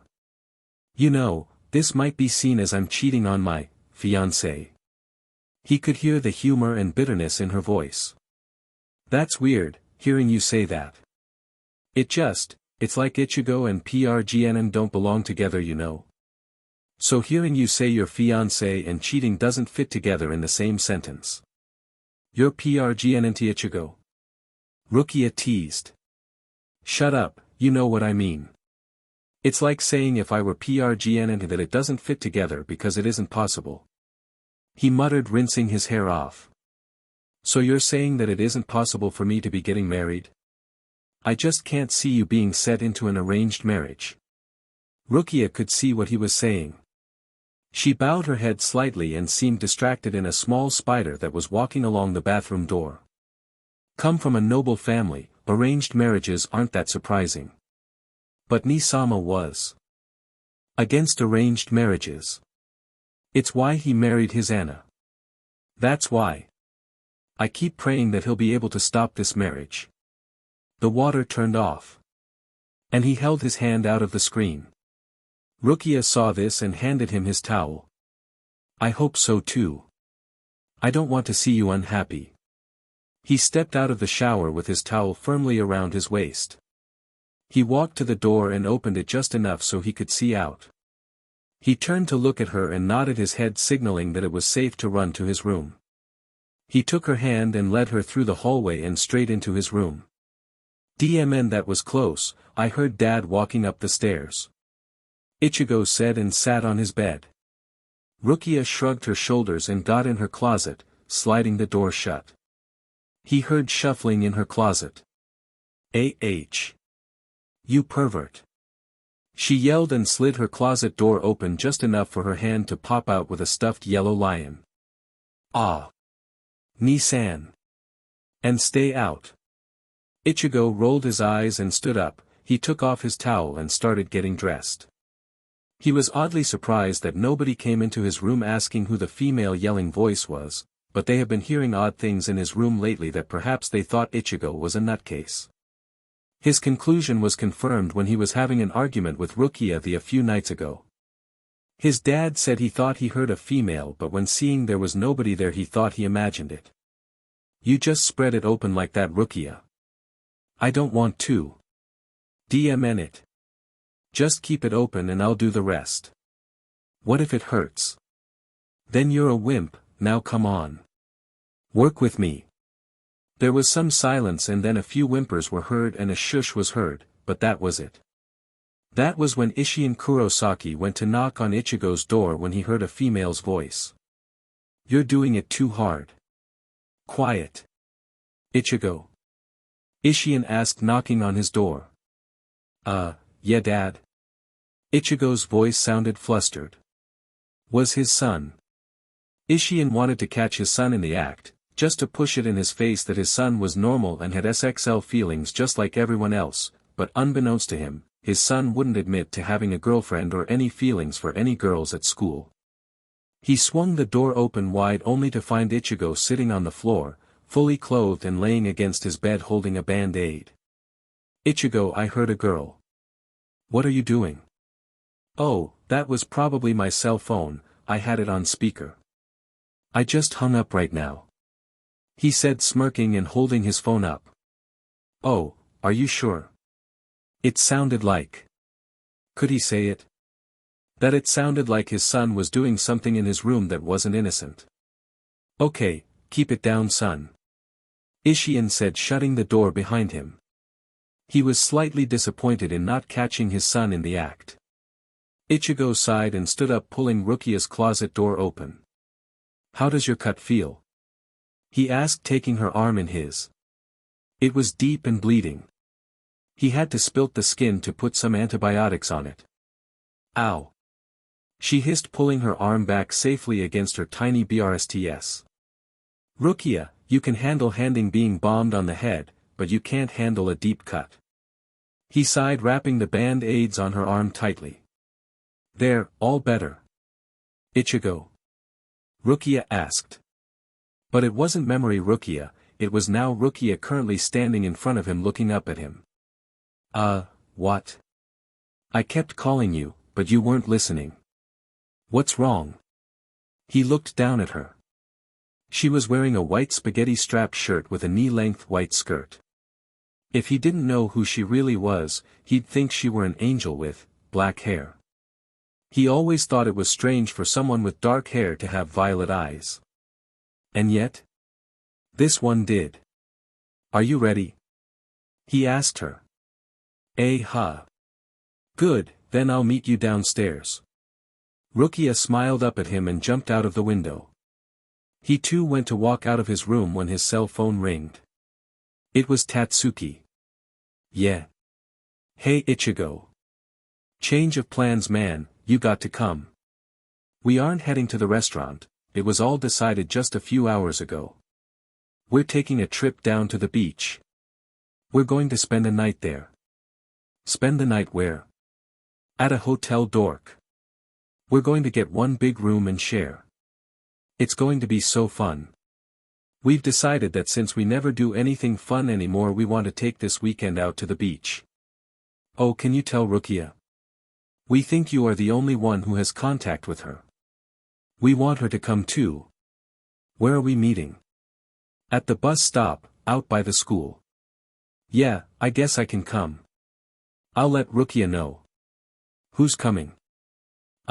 Me, Orihime, Kigo, Chad, Yuryu, and hopefully you and Rukia." "Cool, alright, well I'll see you guys in a bit then." He hung up his phone and sighed. He had to pack. He ran out of his room to find his dad. "Ichigo my boy, there you are." "Hey Dad, can I ask you for a favor?" "Me? A favor?" "Of course son. Well, I just got a call right now from a few friends of mine at school. They are taking off right now to go to the beach for the weekend and wanted to know if I could come. But I don't think I have enough money. I saved up my allowance but I don't think it's enough for a bus ride and a room." He was looking at the counter and rubbing the back of his neck. He hated asking for money. He got quite enough of it for his allowance, but rarely did he ask for money. He had enough for himself, but he wasn't sure about Rukia. "Why of course son." Ishiin handed Ichigo more than enough money for both Rukia and himself. He slapped his son on the back and got closer to his ear, "Just use a condom okay?" He laughed at Ichigo's red face. "What the hell are you talking about? You don't have to lie Ichigo, when I was your age I told my parents the same excuse but really I was running off to the beach with your mom, my first time too you know." He laughed again as he walked away. Ichigo silently cursed his father and ran upstairs. He packed his stuff in amazing speed and was about to run out the door but forgot Rukia's stuff. DMN. He had to do it quick, he knew she was growing impatient. He opened his bag and looked to see if there was enough room for her stuff. Yup. He grabbed her toothbrush, hairbrush, a dress and DMN. Where did she keep her underwear? He opened the drawer he gave her for her clothes and looked around to find socks and, underwear. He felt disgusting as he grabbed a pink pair with Chappie the bunny on the front. "Ichigo. I never knew you looked at Rukia's panties too." Khan yelled. "Shut it Khan or I'll give you to my sister. We're taking off for a few days, we'll be back." "Okay. Yes. I can be by myself again." Ichigo rolled his eyes and ran out of his room carrying the bag in his hand. "There you are." Rukia yelled when he finally caught up with her. "Change of plans Rukia, we aren't going to the restaurant anymore, we're going on a bus ride out to the beach with everyone. I've got your stuff." "You mean, we're going on a vacation?" Her eyes seemed brighter. "Yeah, let's go before we're late." They both started running. "Hey wait. If you got my stuff then that means you went through my underwear drawer." That comment alone sent a sweat drop down his forehead, how embarrassing. Aw cute. Vacation. And Ichigo a secret panty sniffer. Okay not really, but yeah, anyways review my lovely readers and chapters will come shortly. Note, Inahanyu I tried sending a replay back but couldn't so, anyways first of all, thank you for reading and taking the time to read my mistakes. But Rukia is not PRGNNT. She was having a flashback about when she afraid because she thought she was PRGNNT. She thought she would be getting Kaien into trouble. But my mistake, I should have written it better. I will go back and reread it. Thank you for pointing it out. Ichigo and Rukia met everyone at the bus stop. Tatsuki bought their tickets.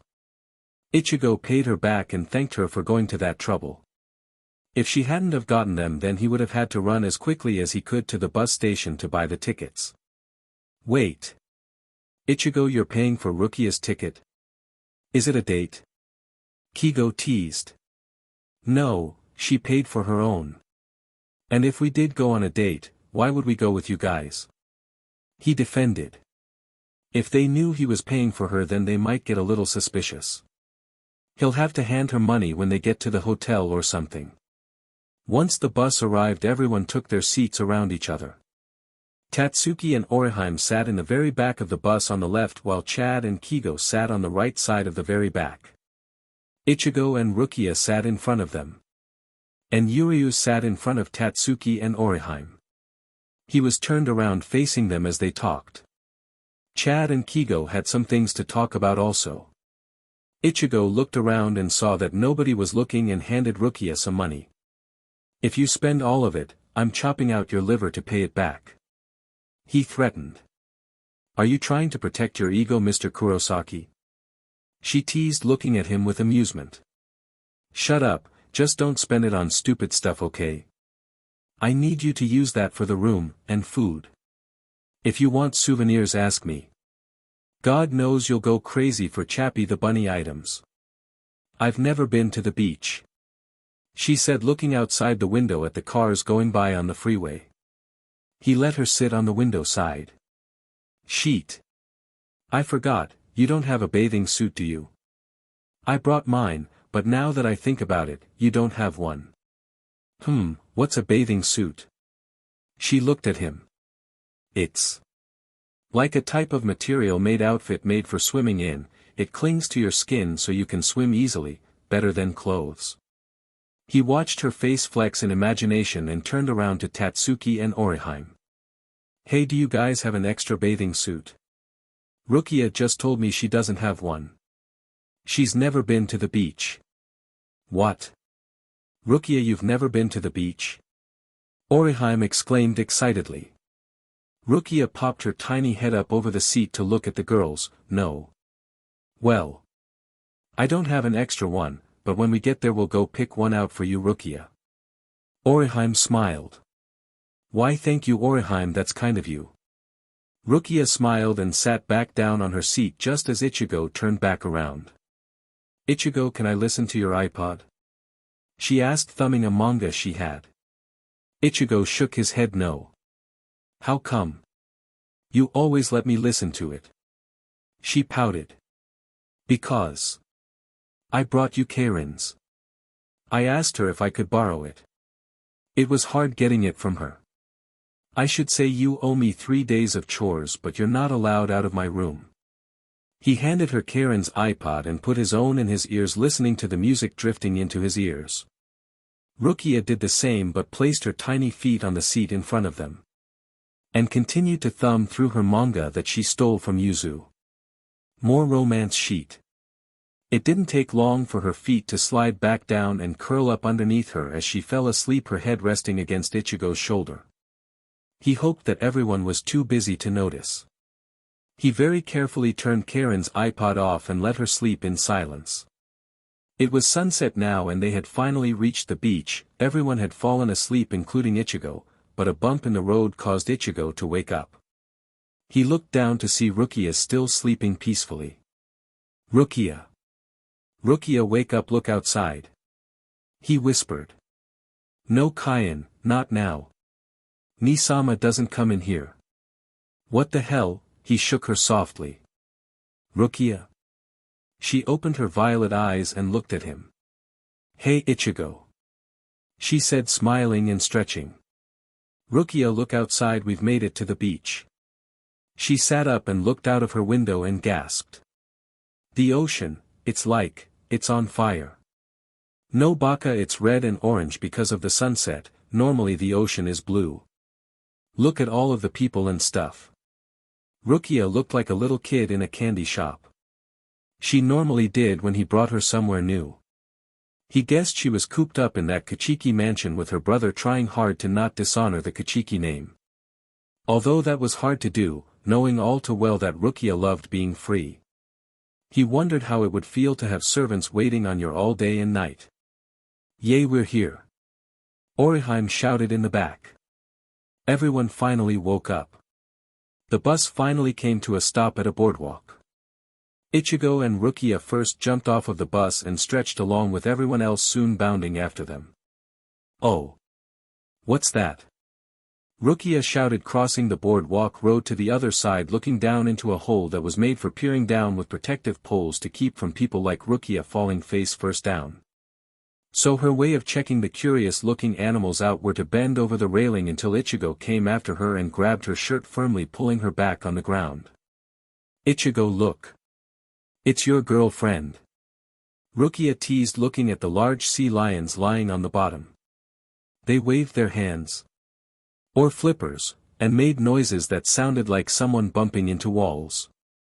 "Ha ha ha, I knew there was a reason why you wanted to come over here, Ichigo." Kigo teased, looking down at Ichigo's girlfriend. Everyone else laughed, seeing the irritated look on Ichigo's face. He looked like he wanted to kill Rukia, but she was too busy hopping along to the booths along the boardwalk. "Oh Ichigo, what's this?"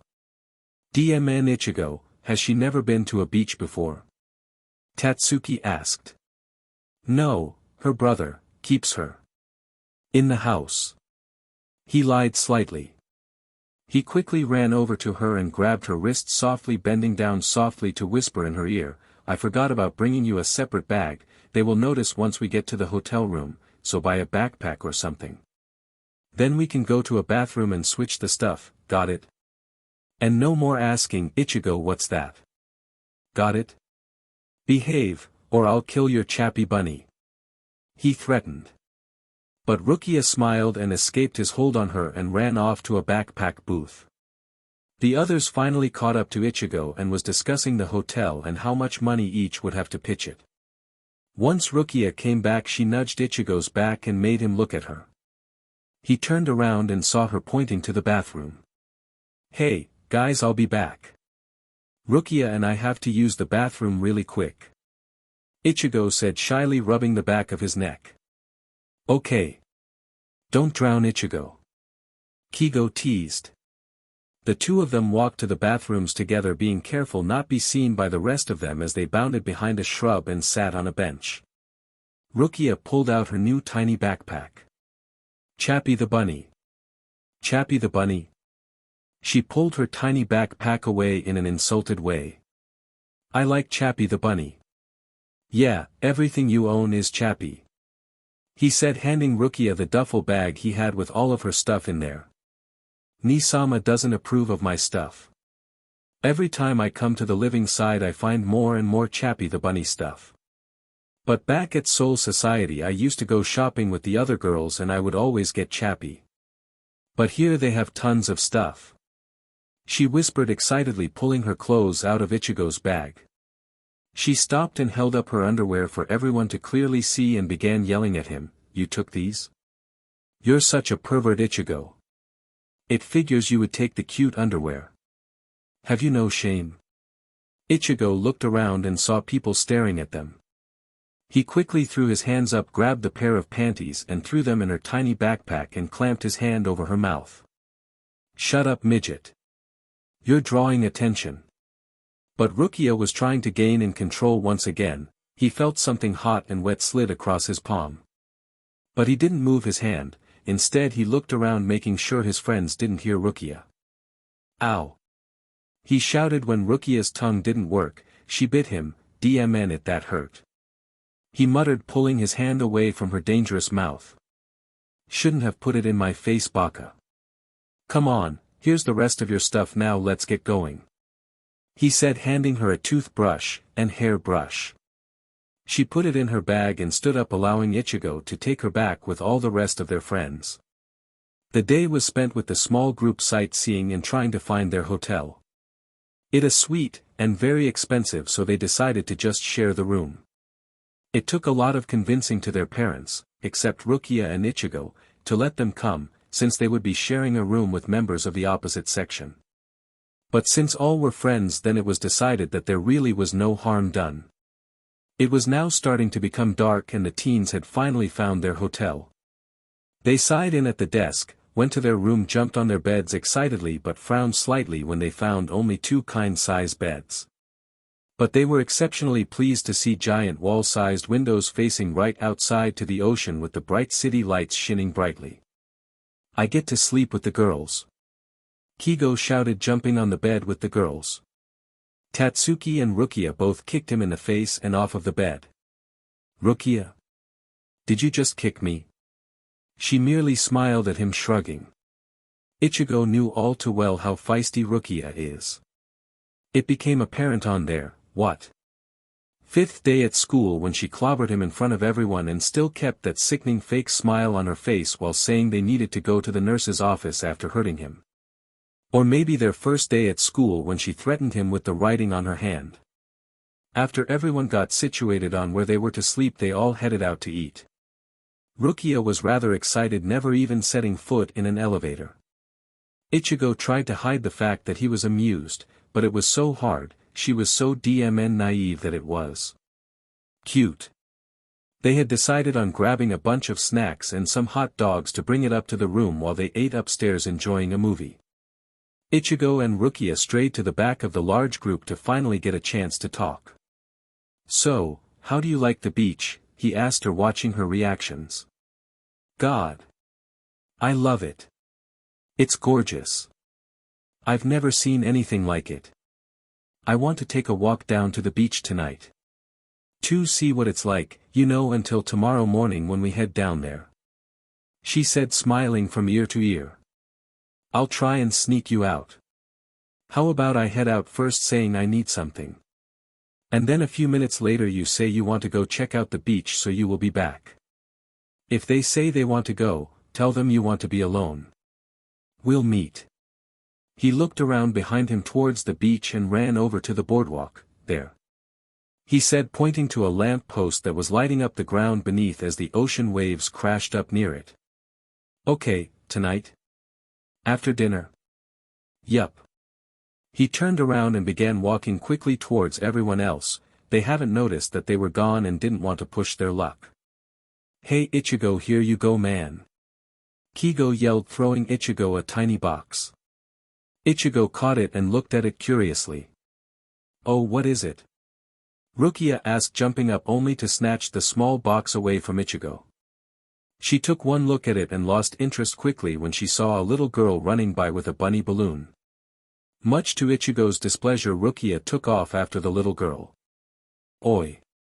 Where the hell do you think you're going, midget? Get your butt back here! He shouted, running after the black-haired Shinigami. Chad, Yuryu, Tatsuki, Ichigo, Orihime and Tatsuki all turned around to see Ichigo chasing after Rukia. He really puts up a lot for her, doesn't he? Orihime said, watching them sadly. Well. She's just so unique. Maybe he likes that about her. Maybe they don't like each other that much as we think. Tatsuki said, trying to cheer her friend up. They just have a lot in common. Chad said, watching the two chase after each other. Everyone turned around to look at Chad. He hadn't spoken much really since coming out here. What do you mean, Chad? Ichigo asked. Well, Ichigo has always been angry and never really showed much emotion. Never really smiled, and now that Rukia came, she's gave him a reason to smile. She has been through what he has, and she still smiles. Ichigo sees this and attempts to smile. Everyone nodded understanding, watching the two argue at each other. Ichigo was yelling at her, telling her to let go of the balloon. Once her fingers let go of the balloon, Ichigo took it and handed it back to the crying little girl, only to have an evil look shot at him by the mother of the child. Although, I have to wonder about Rukia and her past. All I know is that she's always so happy and curious. Ichigo said, watching the scene. Well, Rukia doesn't say much, but I will still never forget that day in health class when she kept asking everyone what a condom was. Ichigo's face was hilarious, He looked like he was either going to strangle her or kill himself, I wasn't sure which. Tatsuki laughed. Everyone laughed and turned back around to continue to the store that was right on the corner. DMN it Rukia. Why did you steal that girl's balloon? Ichigo muttered, taking her hand in his back to the little store, and give me that. He said, taking the box back from her. He looked down and saw it was a tiny box of chocolates. Ichigo's favorite. I didn't steal it. I said I would give it back, it's not my fault. She started crying. When I was that age I would have kicked who's ever, but it was that stole my balloon. And not everyone is as mean as you are. I'm not mean, I just grew up in a rough area. I needed to survive or else I would have died. She muttered, pulling her hand away from Ichigo's. Whatever, just go pick out some food. Ichigo said, pushing her into the convenience store. It took a lot of convincing to Ichigo that candy was an essential part of a well-balanced meal. But Ichigo wouldn't hear of it. If I bring you home with metal filings in your mouth, Byakuya will chop my head off, now you only get a little bit. He whispered harshly against her ear. It was strange, but his hot breath breathing against her ear and neck sent shivers down her body. Rukia begrudgingly picked out some chips, a little bit of candy, and some beef jerky sticks. She's never tried them and couldn't help but wonder about their odd shape. Everyone chipped in to get a large pepperoni pizza and happily came back up to their hotel room ready to eat dinner and watch a movie. So what movie should we watch? Yuryu asked. Hey, let's skip out on watching a movie and drink this instead. Kigo pulled out a bottle of raspberry Smirnoff. Kigo, where the hell did you get that? Tatsuki and Ichigo shouted. Some older guys gave it to me at school, I decided it would be fun to bring it on this trip. Come on, we're 15, no supervision, and it's not like we ever do anything bad. So let's just have fun. What is so extraordinary about that bottle? Rukia asked, taking a bit of her pizza. Everyone turned to look at her in wonder. It's alcohol, Rukia. Rukia raised an eyebrow and shrugged, oh. I used to drink sake all the time, but then the guys would go overboard and I would have to be dragged home. Nisama didn't like it and asked that I rarely drink ever again. She said, taking another bit of her pizza, but growled inwardly at receiving a small punch on the back. You drink, Rukia? Everyone gasped in surprise, but you're only 15. It dawned on Rukia at what she said, of course she wasn't 15. She was 150 years old. But she couldn't very well say that. Of course I don't drink. I was joking. Rukia laughed in that fake voice of hers that Ichigo hated. Oh, you scared us for a second. DMN. I forgot something. Ichigo muttered, standing up from behind Rukia. I'll be back. Ichigo muttered. Ah, you're just trying to skip out on this bottle, Ichigo. Don't worry, we'll save some for you. Kigo winked. Ichigo rolled his eyes and walked out of the hotel room. Rukia watched him leave and looked at the clock. She would leave in a few minutes. Here, Rukia, try this. Kigo said, handing her a cup. I don't think I should. She said, taking the cup anyways. Back at Soul Society the boys would always drink, and since Rukia couldn't stand down from a challenge she would drink right along with them, but since her body weight is so small she couldn't contain the alcohol and would be out before the night was over. They would always drag her tiny form back home only to be caught by Captain Kuchiki. It was a frightening thing to be caught dragging his little sister home wasted, to her bed. What did he think they were doing with her? Whatever it wasn't a good thing in Captain Kuchiki's mind. Byakuya had forbidden Rukia to ever drink with them ever again. But on countless times she's been caught drinking yet once again. And every time she was punished. Of course she wasn't hit. But she was put in her room and she was told to do chores around the house with the servants. But she enjoyed that. She enjoyed hanging around the servants. But she didn't like when they bothered her in her room, she never got any peace. How was a girl to get any alone time with someone always barging in? It was why Cayenne and her snuck to her room only rarely. 3 times at the most. And it was always when the maids were off duty. The first time she gave herself to him was in her bedroom. It was so hard keeping quiet, not only from the pleasure, but the slight pain she felt also. She wanted to scream out and yell his name over and over but had to control herself. He was grunting also, it was apparent he was enjoying it from the way he was concentrating so hard. When she finally fell over the edge she dug her teeth into his shoulder screaming loudly but muffled. He ummed loudly and tried so hard not to bite her. After they were finished they lay there panting. He marked her several places on her body that could easily be concealed with clothes. He muttered his love for her over and over and she just lay next to him feeling guilty and shameful. She hated herself at that moment. She felt satisfied and she was a bit sore, but she knew she deserved worse for what she had done. Kuchiki? Orihime asked waving a hand in front of her. Ha! Oh. Rukia said not noticing that she was spacing out. You've just been sitting there drinking your drink this entire time not talking or anything, and when we ask you something you just sit there, sipping. Your drink. Orihime explained. This is stupid, why are you guys drinking this? Yuryu muttered sliding his glasses back up to the bridge of his nose. Oh come on just have fun you guys. Tatsuki said to Chad and Yuryu. Rukia felt lightheaded a bit. And now that memory of Cayenne had made her a bit shaky. She quickly took another full glass of the clear raspberry Smirnoff liquid and drank it easily. Although that was a mistake, now she was really lightheaded. I don't feel so good. I'm going to go get some fresh air. Rukia said standing up and nearly falling over. Hey want some company Rukia? Orihime asked. Oh no I'm fine, have fun you guys I won't be gone long. Rukia quickly walked out of the hotel room and made her way down to the meeting place Ichigo had shown her. He was already there. She was stumbling slightly as she made her way over to him. Her stomach was churning and her head felt lightheaded. Okay, so that second drink was a bad idea. Rukia? Ichigo asked once she came up to him. You okay? Yeah. But it was no use in lying to him once she hit the floor. He quickly ran over to her and easily picked her up. DMN it, you've been drinking. He could smell the alcohol on her breath. Just a bit, but I shouldn't have. She looked out to the ocean and gasped, it was magnificent. Wow. It's so beautiful.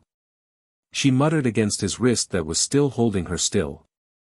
Yeah, but you've ruined it by getting drunk dimwit. I thought you said you drink all the time. I do. And every time I would be wasted, but I'm not wasted right now, I'm just. I can't walk straight. Ni-sama would be furious every time. Every single time. He can drink sake, he could hold it too. And never have I seen him drunk. Although, when I first came to live with him he had I'm guessing way too much sake and a hard day at work. I greeted him at the dinner table he had some more sake, and when I stood up to excuse myself from the table he grabbed my wrist. He stared at me for a while like I was someone who came back from the dead. I whispered to him to let me go, he didn't so I pulled my wrist from his hand. He bruised my wrist. I didn't understand it until recently. He thought I was his Anna from all that alcohol. Wow.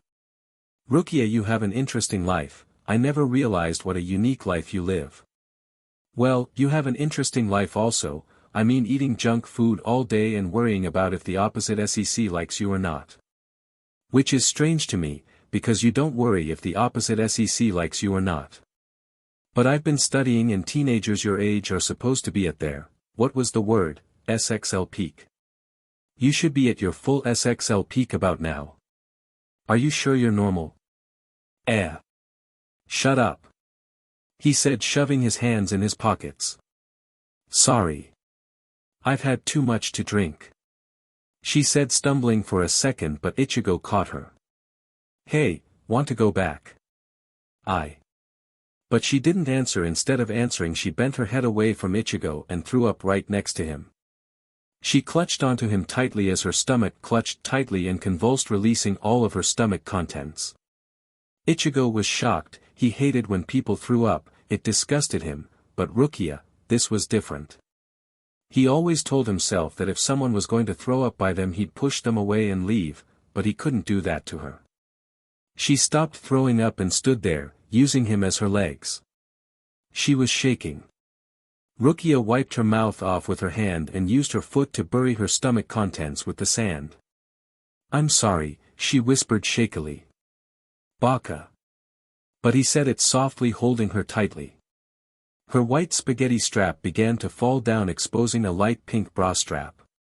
He wondered just exactly what kind of bra it was, and slapped himself mentally. "Knock it off, Kurosaki. Your brother is going to have my head on display if he ever found out about this." Ichigo whispered into her hair. "I've done worse that he doesn't know about." She smirked. Ichigo knelt down, letting Rukia slid down with him onto the soft sand a little away from her. Sickness on the sand. They just laid there staring up at the stars. Rukia had her head on his arm and laid there snuggling up closer to him. "What have you done so bad?" he said, ignoring the blush that crept up to his face. "Well, when I left Rukongai I had a rabbit. Of course Ni-sama would never allow me to keep it, so I kept it hidden in my room. I asked a servant to tend to it while I went to train in the 13th Division. When I came home my rabbit had died. The servant disliked me and didn't take care of it. My brother found it from the smell of death. I told him it wasn't mine and who it belonged to, that servant's. Oddly enough he believed me and fired that servant. I felt guilty, but she killed my rabbit. I still don't know why she disliked me. Her name was Ray or something like that. I always caught her ogling at my brother. Stupid girl. Wonder where she is now. Cruel Rukia." Ichigo muttered, starting to feel sleepy. Just listening to her voice put him in an alpha state. Yeah. She thought about telling him about Kaien, but thought against it. The only person ever to hear about that story will be Rinji. Nobody else. We better get back. They're going to wonder what we are doing out here. Yeah. Ichigo said, standing up and pulling her up with him, and looked down at her. She looked gorgeous. Her hair was glowing a dark raven color and her violet eyes shone brightly in the moonlight. Her clothes made her pale skin look angelic and her scent filled his nostrils, intoxicating him. Before he even knew what he was doing his lips captured her own. He cupped her tiny chin in his rough hand and kissed her a tiny bit harder, using more force. She hummed lightly and opened her lips slightly, allowing him access. He took advantage of the situation and liked her lips and moved along inside of her hot mouth. Her taste was bitter and vulgar, but her mouth felt so hot and inviting. Her tongue touched his and that was all he needed to grab onto her tightly to keep himself from losing control. But it had to end, he needed air. He broke apart from her and panted hot breath on her neck, holding her tightly. He felt her shiver against his body. "I'm sorry," he whispered. He hugged her, realizing what he had just done. "Baka." She whispered and stepped on her tiptoes to reach his mouth to capture his mouth once more.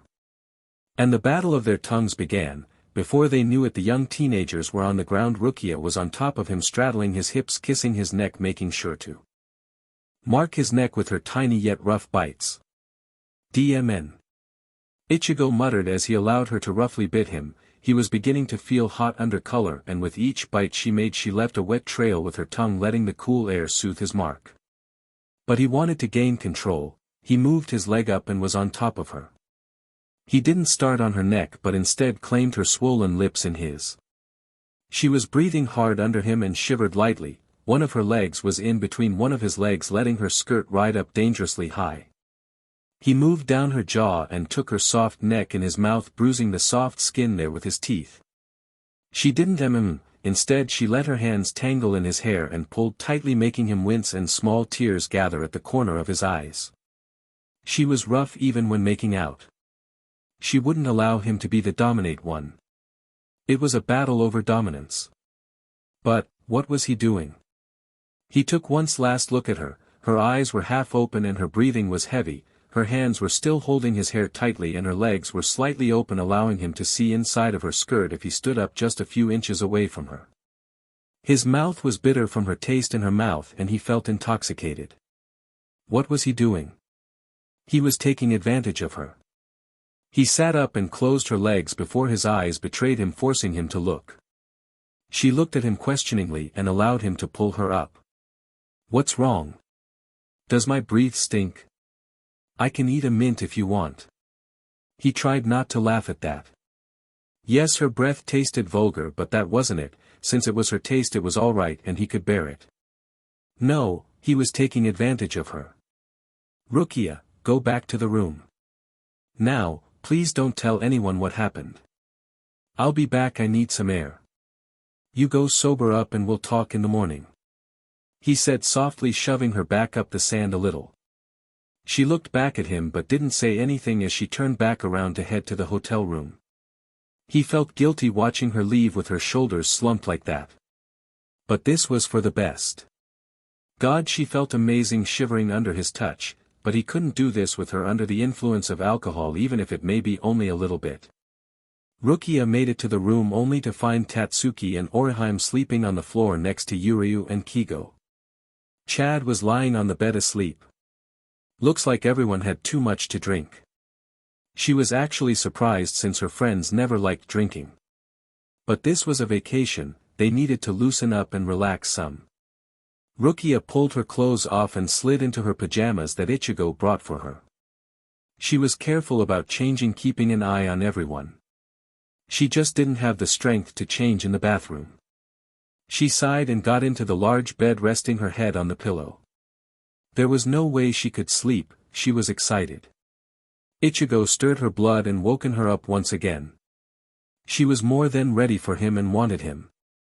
But was that really her thinking? Or was it the alcohol? Sure, she's taken sneak peeks at him while he's changing in the morning and had to mentally scold herself about getting that exited early in the morning, but the orange-haired teenager looked so much like Kyan and she had to admit, Ichigo was DMN hot. Behind his cocky attitude was a softie. He was a mama's boy, but since the death of his mother he's built this hard exterior. Only Rukia and his sisters got to see it. She knew he had a huge heart. Especially the way he loved his sisters and also the way he allowed a Shinigami to live in his closet. She sighed knowing that she promised herself she wouldn't fall in love again. But what's so wrong with love? Oh. Because she made a mistake and to punish herself she said she wouldn't allow herself to fall in love again. Was she falling for Ichigo Kurosaki? You shouldn't drink so much. His voice was concerned. You shouldn't be in my room. She retorted, feeling angry that he was scolding her when her head felt like it was splitting open. I shouldn't, but do we listen to the rules? Ni-sama will be in here soon to find out why I'm not at breakfast. She put a hand over her eyes to block the sunshine spilling through her windows. Then we better make it quick. Kyan's breath was hot against her neck as he said those words. Rukia was definitely not in the mood. Please Kyan, I'm not up to it at all. But her words were lost when he kissed the inside of her thigh, ignoring her. Rukia was cranky and did not tolerate being ignored. She closed her legs and yanked herself out of his view and sat up. I said I'm not feeling good. But he wouldn't have it. You shouldn't have drunk so much, Rukia darling. He pulled her legs down towards him so that he was now on top of her. Why must you be like this? She muttered, feeling defeated as his kisses on her neck grew hot and wet. You drive me insane. You make me someone I'm normally not. It's your magic spell, Rukia. He whispered in her neck huskily. Before Rukia even knew what was going on, Kyan's hand was in between her thighs. Oh God, you're so wet. I must have had a nice dream because it definitely wasn't from you. She muttered cruelly. Well, whatever. He replied just as cold. He picked himself up and pulled her legs on either side of his legs. He pushed her panties aside and slid himself in. Rukia gasped lightly as the slight pain she felt. She definitely was not ready for CC right now. And she wasn't as ready as Kyan thought she was. She held her head in pain as he continued to pull himself in and out. He was grunting and she panting from pain in her head. That's when they heard it, footsteps. Kyan looked at the door quickly and pulled himself out of her. He stood up, covered himself up. Watching Rukia scramble to cover her legs up with her white kimono. I'll see you later, Rukia. I love you. He whispered softly and kissed her before using Shunpa to get out of her room. A knock at her door was heard. Rukia? Byakuya Kuchiki asked. Yes, Nisama. She asked, standing up, and regretted it quickly from the uncomfortable wetness between her legs. Why weren't you at breakfast? He asked once she pulled her door open. I am not feeling well, Nisama. I'm very sorry. She bowed down low. Well, get well because you have a lot of extra training to do today. He said this with absolutely no emotion like he always did. But she knew he knew about her hangover. He was smarter than she thought. She sighed and bowed once more. Hi, Nisama. She said and shut her door. Now for a warm bath. She said to herself. Rukia. Rukia sat up straight, looking around. She was confused and lost. Where was she? A hotel room. All of her friends lying around with a drowsy look on their faces. Oriheim sitting right next to her with a worried look. Drinking. They were all drinking. She felt like she was back in her room facing her brother's suspicious glare for a moment. But she wasn't. She was on vacation with her closest friends. She looked around to see Oriheim still looking at her, Kigo groggily rubbing his eyes, Chad looking outside, Yuryu fixing his glasses that he slept on, Tatsuki brushing her hair, and finally Ichigo was standing in front of the bathroom door rubbing his wet hair with a towel. Are you okay? Oriheim asked, waving a hand in front of Rukia's face. Ichigo's eyes fell on her but quickly looked away. Huh? Oh. I'm fine. Thank you. Rukia said in her schoolgirl accent and got up from the bed and went straight for the bathroom. Her head was killing her. And that dream she had was probably because of her hangover. She had been so mad at Kyan for coming into her room like that.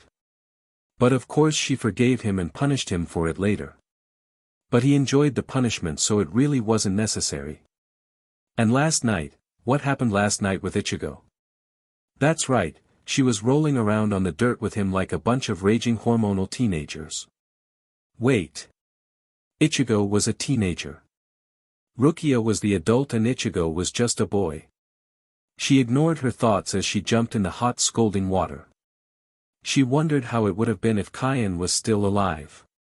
She slid down the wall of the shower stall, and for once in a long time she allowed her tears to catch up with her. She cried for Kyan, her forbidden love. God, she loved him. And she killed him. She didn't deserve Ichigo. For all she knew, she could end up killing him too. Rukia finally got out of the shower and dressed herself.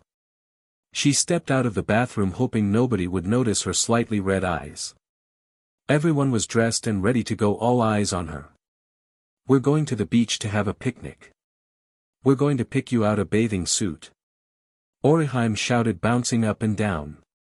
And so they did. But Rukia didn't call it a bathing suit. It looked more like revealing panties and bra. It was a violet two-piece bikini with cherry blossoms on them.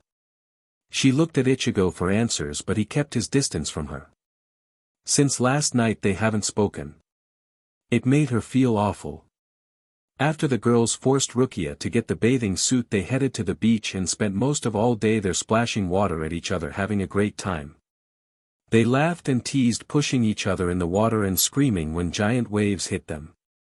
They ate and waited about a half hour before running back into the water.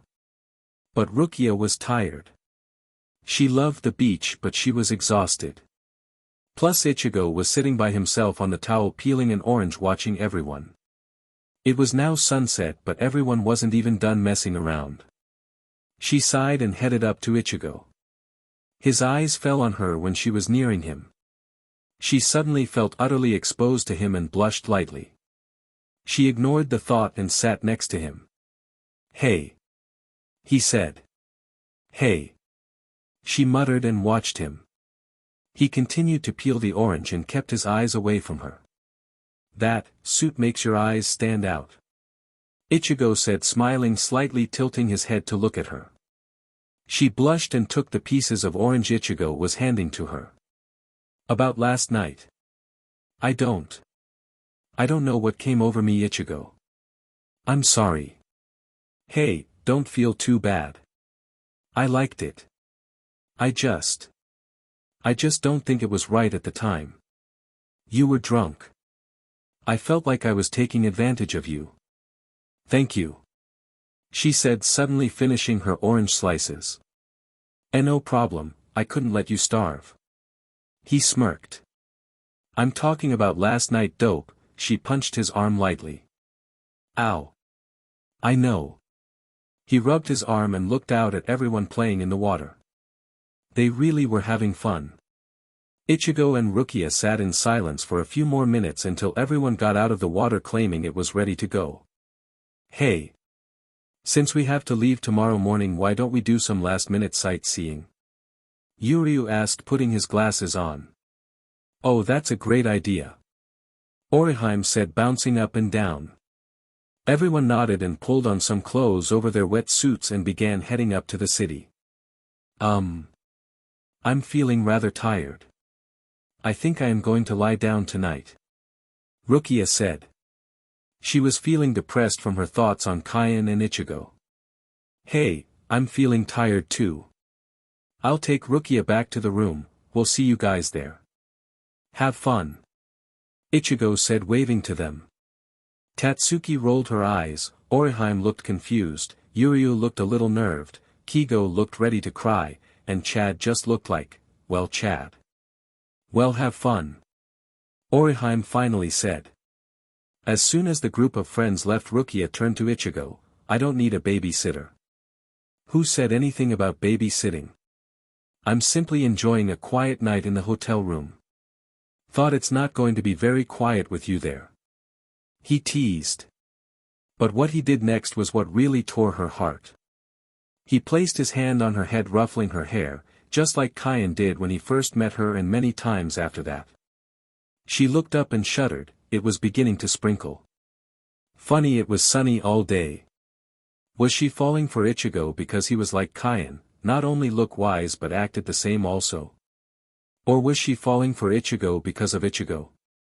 She was so confused. But followed Ichigo back to the room nonetheless. They had been like this for a half an hour now. They got home and changed out of their revealing suits and just sat on the bed, same bed, watching TV. It was quiet and relaxing. They hadn't done this in a while, where they would just sit and watch.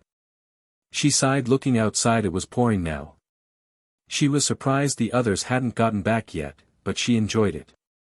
Ichigo sighed loudly and turned off the TV. He rolled over onto his side to look at Rukia. "What?" She was not amused. He smirked and moved his hand in circles along the bed. He couldn't help but stare at her. Her eyes were brighter right now, and he couldn't figure out why. Her cheeks were slightly red, and as his eyes trailed lower he brought in a gulp of air. She was lying on her side also, and wearing a thin white spaghetti strap dress with red flowers cluttering the soft fabric. It clung to her curves in that position. Her hips were what really brought his attention to her. He wanted to grab her, kiss her, touch her, taste her all over again, but he knew he couldn't. "Right? Ichigo?" she asked again, but this time a tiny bit worried. He couldn't take it anymore. He moved on the bed slightly closer to her and stared into her bright violet eyes. God, she was beautiful. And that was it. He placed his lips over hers. It was less than a second and regretted it as soon as he left her lips. She was so warm. Rukia's eyes were widened slightly and pouted when he pulled away. She wouldn't have any of that. She pulled herself up on her elbow and captured his lips, giving him her best kisses. She knew it made him melt and slipped her tongue in his mouth. He ummed into her and pulled her closer to him, wrapping his thin long leg around her short soft ones. He was taking control again and pushed her tongue out of his mouth only to place his own in her mouth. She leaned back on the bed, arching her chest into his, letting him work his way from her mouth down to her neck. He lifted his head and smiled at her big violet eyes and swollen pouting lips. He touched her cheek gingerly and whispered, "I love you." Rukia's eyes grew in shock, but soon they returned to normal as she whispered, "I love you." Also. It was all they needed to hear and all they wanted to hear. Ichigo pushed her tiny form back on the bed and moved his legs so that he was on top of her, hovering closely to her neck. "Ichigo," she whispered, running her fingers over his back. His hand snaked its way up her slender body and rested on that hip he wanted so bad as he continued to lick and suck her neck. She ummed his name louder and wrapped her legs around his hip loosely. "Oh Yuryu, I didn't know you had a sense of humor." The voice of Orihime was heard. Ichigo pulled off of her in an instant and ran to the bathroom. Rukia sat up quickly, straightening her dress and rubbing her neck where Ichigo's saliva was. She was still tingling from his hot breath and kisses. "Hey Rukia," Tatsuki said, walking in the door with everyone behind her, "Where's Ichigo?" "He had to go to the bathroom." She smiled. "Why are you guys in the dark?" Kigo asked, turning on the light, looking at Ichigo's face as he walked out of the bathroom. His cheeks were flushed a little and his scowl was more noticeably than a few minutes ago. "I have a headache, so Ichigo left the light off for me." It was left at that. The rest of the night was spent on talking and laughing before all of them grew tired and retired for the night. They had to head home tomorrow. It was Tuesday and school started again. Monday was a holiday, so they got the day off. But they would be spending Monday heading home. Ichigo and Rukia smiled at each other as they got in separate beds. Ichigo was sad about sharing a bed with so many boys, bed let it slide as his yawn grew heavier. Rukia grinned and slid in between the two girls and soon fell asleep, dreaming of her now found love. Rukia sat up quickly, sweating and breathing hard. It took her a moment to realize where she was and quickly calmed down. But she dreamed of the night Kaien died. In her arms. His blood on her hands and face. It was so real, why couldn't she erase him from her mind permanently? She hated the thought, but the pain from his death was too much. She got out of her bed as quietly as she could and pulled on a dress, watching everyone closely so they didn't wake up. She sighed and began packing her stuff. It was going to be a long morning. She barely got any sleep and wouldn't be able to fall back asleep, not with him on her mind. She was falling apart. She was falling in love, and yet she was having flashbacks and nightmares and dreams of Kaien consistently. Was he trying to tell her to stay away? Was that even possible? It was about 40 minutes before Ichigo raised his head. He rolled over and yawned. He sat up to look at Rukia on her bed, but she wasn't there. He looked around and finally spotted her sitting on a chair drawing, but she was lost in her drawings that she hasn't noticed him yet. He smirked and walked over to her, yanking the drawing pad out of her hands. A chappy bunny in a Shinigami outfit, with another bloody chappy bunny in Shinigami's clothes.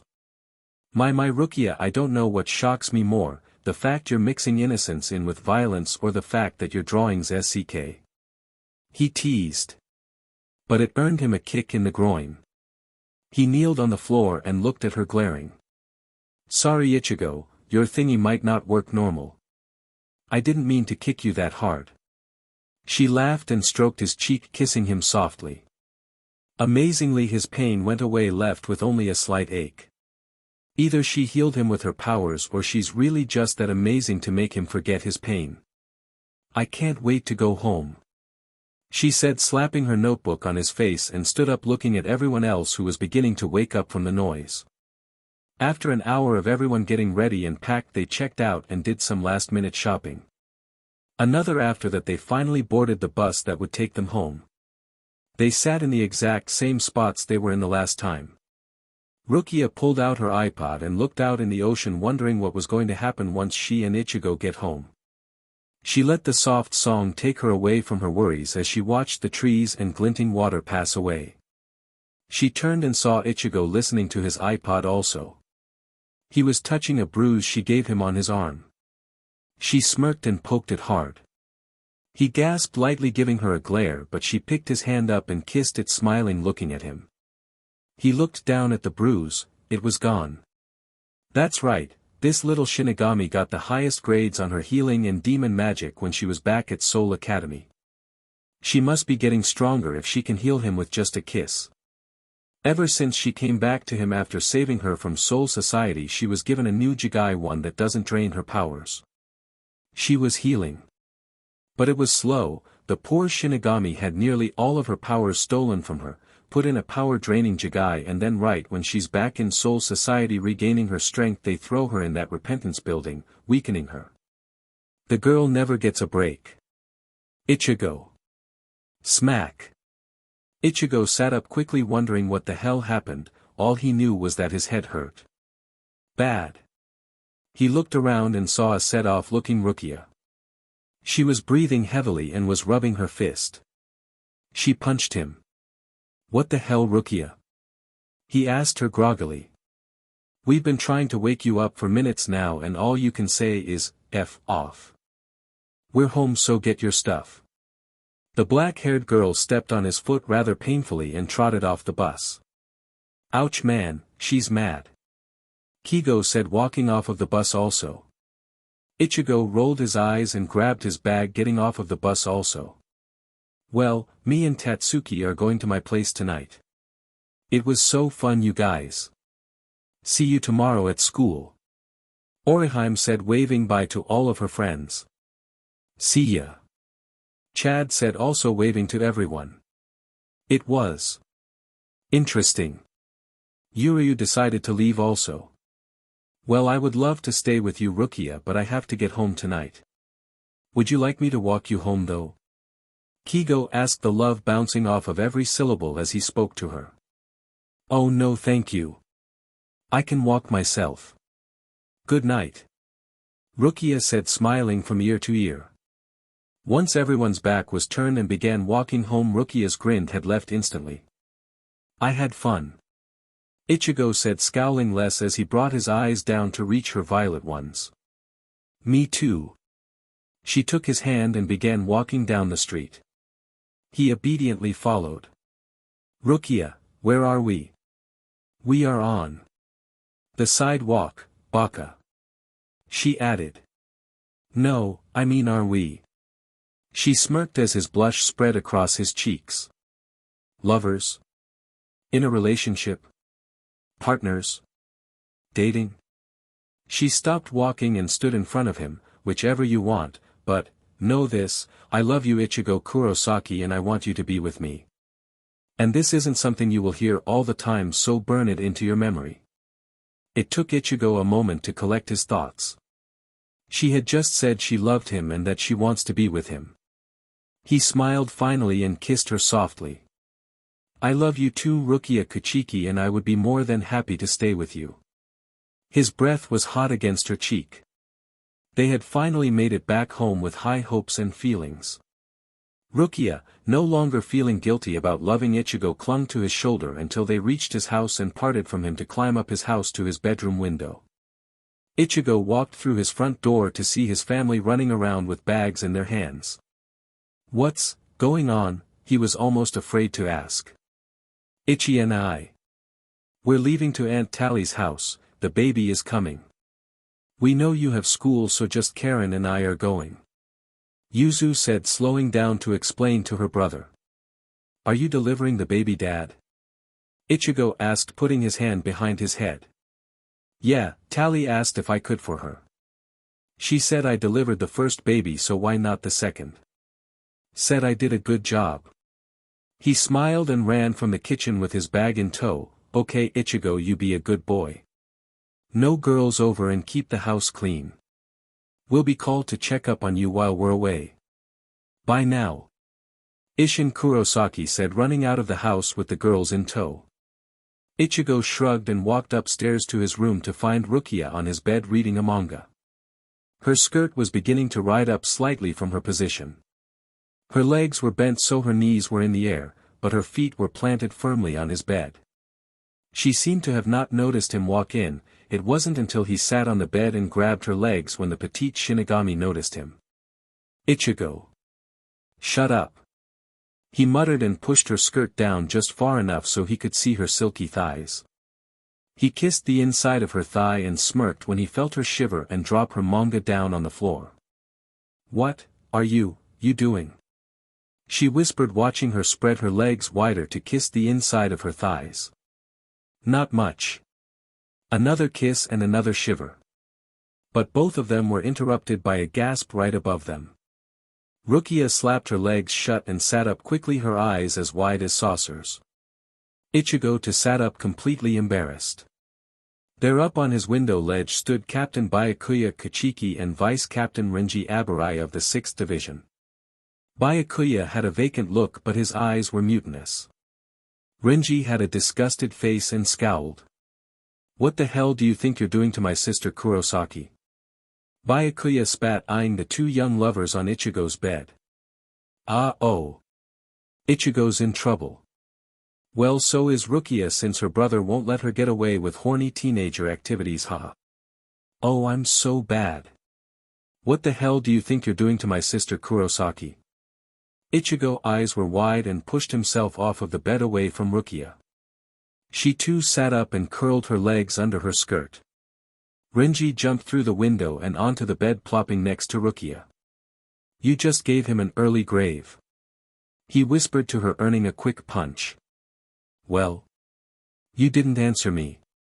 Byakuya also stepped in through the window, slowly stepping off of the bed and onto the floor right in front of Ichigo, who gulped. I fell. The sweat was gathering on his forehead. Lame excuse, Kurosaki. Renji smirked and turned to Rukia. We're here to take you home. What?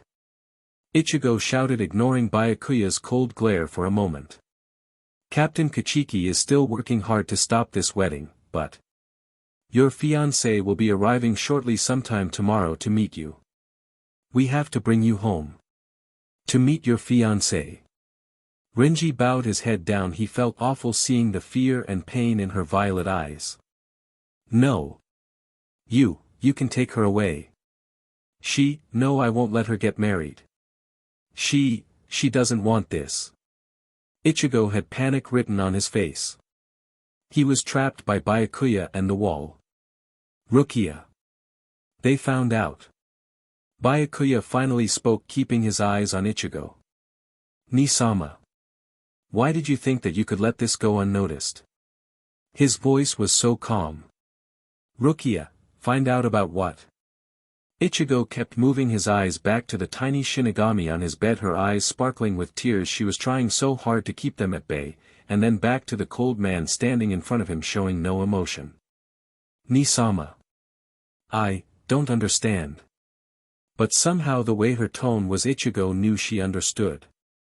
Yamamoto came to me and has said it's time to start arranging your marriage. When I refused, he said that he knew it would come to this. And told me of your secret. Her cold non-emotion showing. Brother turned to face her. Rukia, this arranged marriage is because of you, and I can only do my best on stopping it, but this is something entirely different than from just saving you from the death penalty. He moved away from Ichigo and stood near the window, waiting for everyone patiently. Ni-sama. I don't. Never. I never did anything, Ni-sama. Rukia turned her head to look at her brother. Rukia. Renji said softly, putting his hand over hers. He knows. Rukia, what's going on? Knows what? Ni-sama, you don't think I did it, do you? Rukia. Every time you snuck out to be with him I knew, every single time he came to be with you in your room, I knew, every time you claimed to be sick and stayed in bed I knew what you were doing. Every single time it was to be with him. Rukia would have preferred to have him yell at her, but his voice held no emotion. But it shot through her like an ice sword. Rukia, who? Ichigo ran to her now, looking her straight in the face. Her tears falling down her face now. Kyan Shiba. Renji whispered, stepping off of the bed to stand next to Byakuya. No, you said nothing happened, why would, you lied. I was in love with him, I've shared everything with him, and every time I felt sick and guilty, because I loved him, but I couldn't because he was married. She held her voice pretty good for the strict tightness in her throat. Why? Why would you lie? He did not believe this. He didn't know it bothered him to have her lie about another love that happened a while ago. I couldn't tell you. I wanted to take it to my grave. She looked away to the floor. So that's it. I'm a substitute. Ichigo was getting angry and hurt. So Rukia was in love with this man, and because she couldn't be with him, then she decided to move on to the next person closest. No. Ichigo. Rukia choked on her words and gathered herself before running her tiny hand on his cheek. No, Ichigo. I love you. I do. I tried not to fall in love, but I did. I love you. She tried to smile, but the anger and hurt on his face was too much to bear. Rukia. He's a human. Renji hissed, trying to go to her, but Byakuya held him. Get out. Ichigo hissed. He did not care if Renji or even her psycho brother were in the room. He didn't care if Rukia was sitting on his bed crying more than he's ever seen, and he also didn't care that he was breaking her heart. Because she ripped his out. She made him look like a fool. So she was just using him for now. But once she returned to Soul Society, she'd be back into the arms of another man. Ichigo. Ichigo stood up and turned away from her. Get out, Rukia, don't make me ask you again, just leave. Cold, his voice was cold. Rukia stared for a few seconds at his back as more tears fell down her cheeks. When he did not turn around, she finally stood up and walked to him, taking his hand in her tiny one. Ichigo, please, forgive me. His answer to her was to pull his hand away harshly. So that was it. She knew she was only with him for a few days, but the connection they had was strong. The friendship they had was strong. He came to save her from her execution, and nearly faced death several times, but still, he came for her. That was what they had. And now, it was gone. Rukia turned on her heel and ran out of his room, stepping onto the window ledge, taking one last look at Ichigo's back, and jumped out. Byakuya took one disgusted look at Ichigo and left also. Renji was left. He walked towards Ichigo and put his hand on his shoulder. The younger man flinched. Kyan Shiba is dead, Ichigo. With those words, Renji was gone. He too was following his best friend and captain. Ichigo's eyes were wide with shock and hatred. What had he done? The young orange-haired teen ran to his window expecting to see the three of the retreating Shinigamis, but instead he saw three black butterflies fading into nothing. Oh God! Rukia! He whispered and fell to the floor, placing his head into his arm, and for the second time he knew Rukia. He cried. XOXOXOXO. A human. Renji muttered once they reached Soul Society. He was standing next to Byakuya, and Rukia's small form was walking behind them. Yes, a human. She repeated, trying to keep her emotions under control. Renji sighed again. He was hurt and angry, but he knew it was coming. After all, who in their right mind would come all the way here to fight captain-level Shinigamis for just one girl? Only someone with love as deep as Ichigo's would. I'm sorry, Nisama. Rukia said quietly. What was done was done. This is the present now, and we need to focus on getting you out of this wedding. If you knew, why didn't you stop me, Nisama? Rukia tilted her head up to see her brother's back. I'm kind of curious myself, shocked that you knew all along. Renji added. Because, I knew you suffered enough. I would hear you cry yourself to sleep. If I were in your position, I probably would have done the same with his Anna. Rukia looked up at him surprised. She rarely heard him speak of her sister, and to hear him now, saying he would do the same thing, was not comprehending. Rukia, get cleaned up, and get some rest. Tomorrow, you will meet your fiancé. Byakuya Kuchiki said once they reached the mansion. Rukia nodded and walked past her best friend and brother heading upstairs, ignoring the servants' questioning looks. She passed several hallways until finally made it to her room. She opened the sliding doors and was greeted by the jasmine smell coming from her room. She had a balcony at the end of her room where she could walk out and see the ponds and garden. Right below her room was a jasmine grove. Thus her room always smelt like jasmine. She had a simple room, a small queen-size bed with only white linens and tiny sakura blossoms lining her pillows. Right next to it was a tiny table made for holding small things like a cup of water. Her dresser was a dark mahogany right across from her bed. And next to that dresser was a walk-in closet. Right to the left of the closet was a giant washroom. She didn't have much, but she preferred it this way. It was strange, her room was 2 times as big as Ichigo, maybe even bigger, and her sleeping space was so minuscule, but she loved it. She loved sleeping in there, feeling that company that filled her void. Here, in this relaxing room, she felt lonely. And that was why after her scalding hot bath she went straight for her bed and cried herself to sleep. Thankful for the servants not to bother her.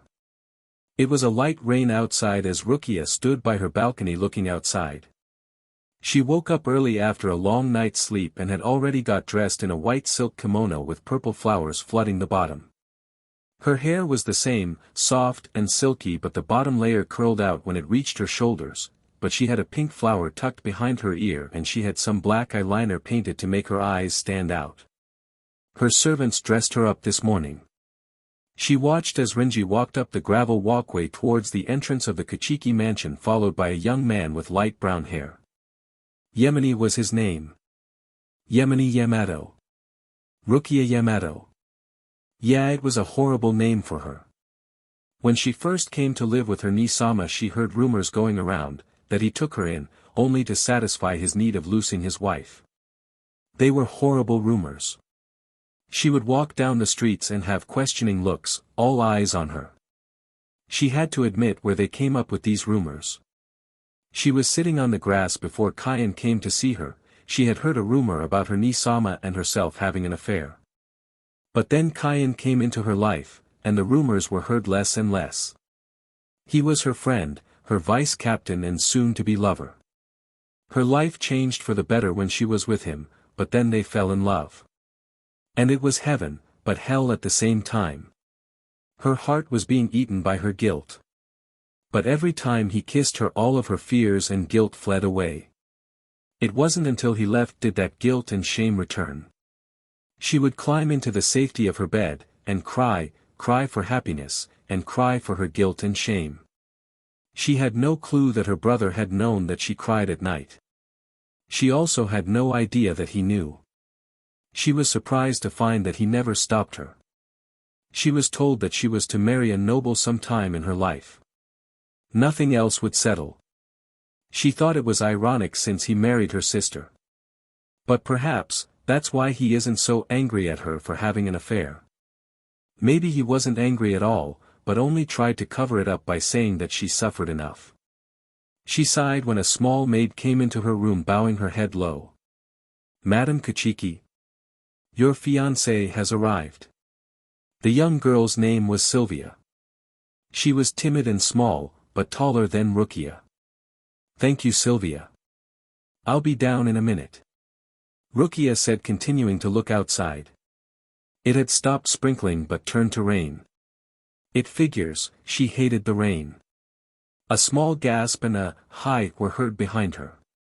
She didn't turn around, figuring the maid was gone, but jumped slightly when she heard her brother's voice fill her ears. "Are you ready?" Yes, but she wasn't. Her heart was breaking and the rain in her heart was continuing to fall. "Get out," his voice still rang in her ears. "Kurosaki made it clear he wanted nothing to do with you. Perhaps you should maybe get to know Yamane. What if you like him?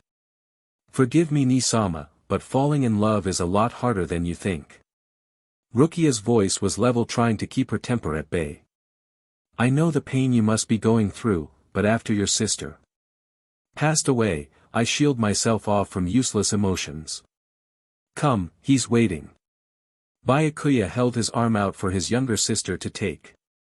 She looked up into his grey-blue eyes and gave him a half-smile. The two of them walked down the grand staircase leading into the main entrance of the mansion, spotting Renji standing next to her fiancé. My, she really is a sight, Byakuya. Yemeni said, smiling at his fiancé. Thank you, Yamato. It is a pleasure to finally meet you. Rukia said and bowed slightly. Come, let us discuss this over tea. Byakuya announced, pulling his sister into the tea room. Renji and Yemeni too followed. All four of them sat down and began sipping on the tea the servants brought. So, Rukia, the wedding will take place in a few months, I believe the head of the Kichiki clan said, in 5 months top. That gives us plenty of time to get to know each other. He once again gave her a sincere smile. He seemed young, probably not much older than herself. I am sure. She smiled into her cup of tea. I heard about you, Rukia, and about your execution. Yemeni said, stirring everyone's attention. Rukia bowed her head, Byakuya had a sharp look, and Renji furrowed his brow together. So, all of it was a conspiracy. I remember feeling awful for the Kichiki family, feeling that you were bringing the name down, but after hearing everything that happened I immediately felt awful for having thought such things. When my father came to me to tell me I was engaged, I was a little surprised. After all, I am at age now. A little late, but apparently you are also, so it's a well match. When he told me I was to be marrying you, I was actually happy. And what I am trying to say, Rukia, is that, I'm glad that I am to be put into an arranged marriage with you. You are extraordinary in my eyes. He gave her another one of those innocent, sincere smiles. Rukia smiled, also bowing slightly. Thank you, Yemeni. It means a lot. A few hours later and Yemeni had to go home. This time Renji did not escort him. Rukia waved to him as he used Shunpa to leave. The day was nice. Byakuya and Renji soon left Rukia and Yemeni alone to get to know each other. He was polite and had nothing good to say. When Rukia tried to bring up the subject of Rukongai and how filthy those people are, she is trying to find his bad sides, he had explained that these were people that aren't fortunate as they are, so they do what they can to survive. He truly was a nice and gentle soul. He's nice. Renji said, though the bitterness was there. I'm sorry, Rukia. I couldn't prevent this. That was all Byakuya Kichiki said as he left the front door entrance and disappeared into the house. His words were like a knife reopening her wounds, letting the blood spill out. But instead of blood, it was tears. She was crying on the front porch, trying so hard not to allow herself to cry, but the tears were persistent. Renji noticed and took her small frame in his. Come on, Rukia, you have to be strong. The entire time, I was trying to find what to hate about him, but he was just an innocent, noble young man. He was polite and generous. The entire time I kept saying, I'm going to run away, I'm going to get out of here, but Renji, I can't. Ni-sama has done so much for me. I can't do this to him. And that's why Rukia continued to cry against Renji's chest. He just held her small form, allowing her to let her fears and tears out. And soon Renji, Byakuya, and Rukia were all seated around the table trying to enjoy dinner. Ni-sama, do you know who told Yorimi Kichiki about my mistakes? Renji looked at her in shock, knowing she crossed the line. And was even more surprised by his captain's response.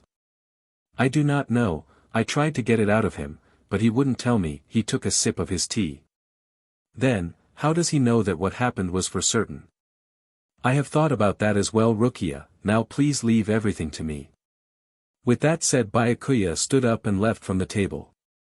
The maids were standing nearby and quickly cleaned up Byakuya's dishes.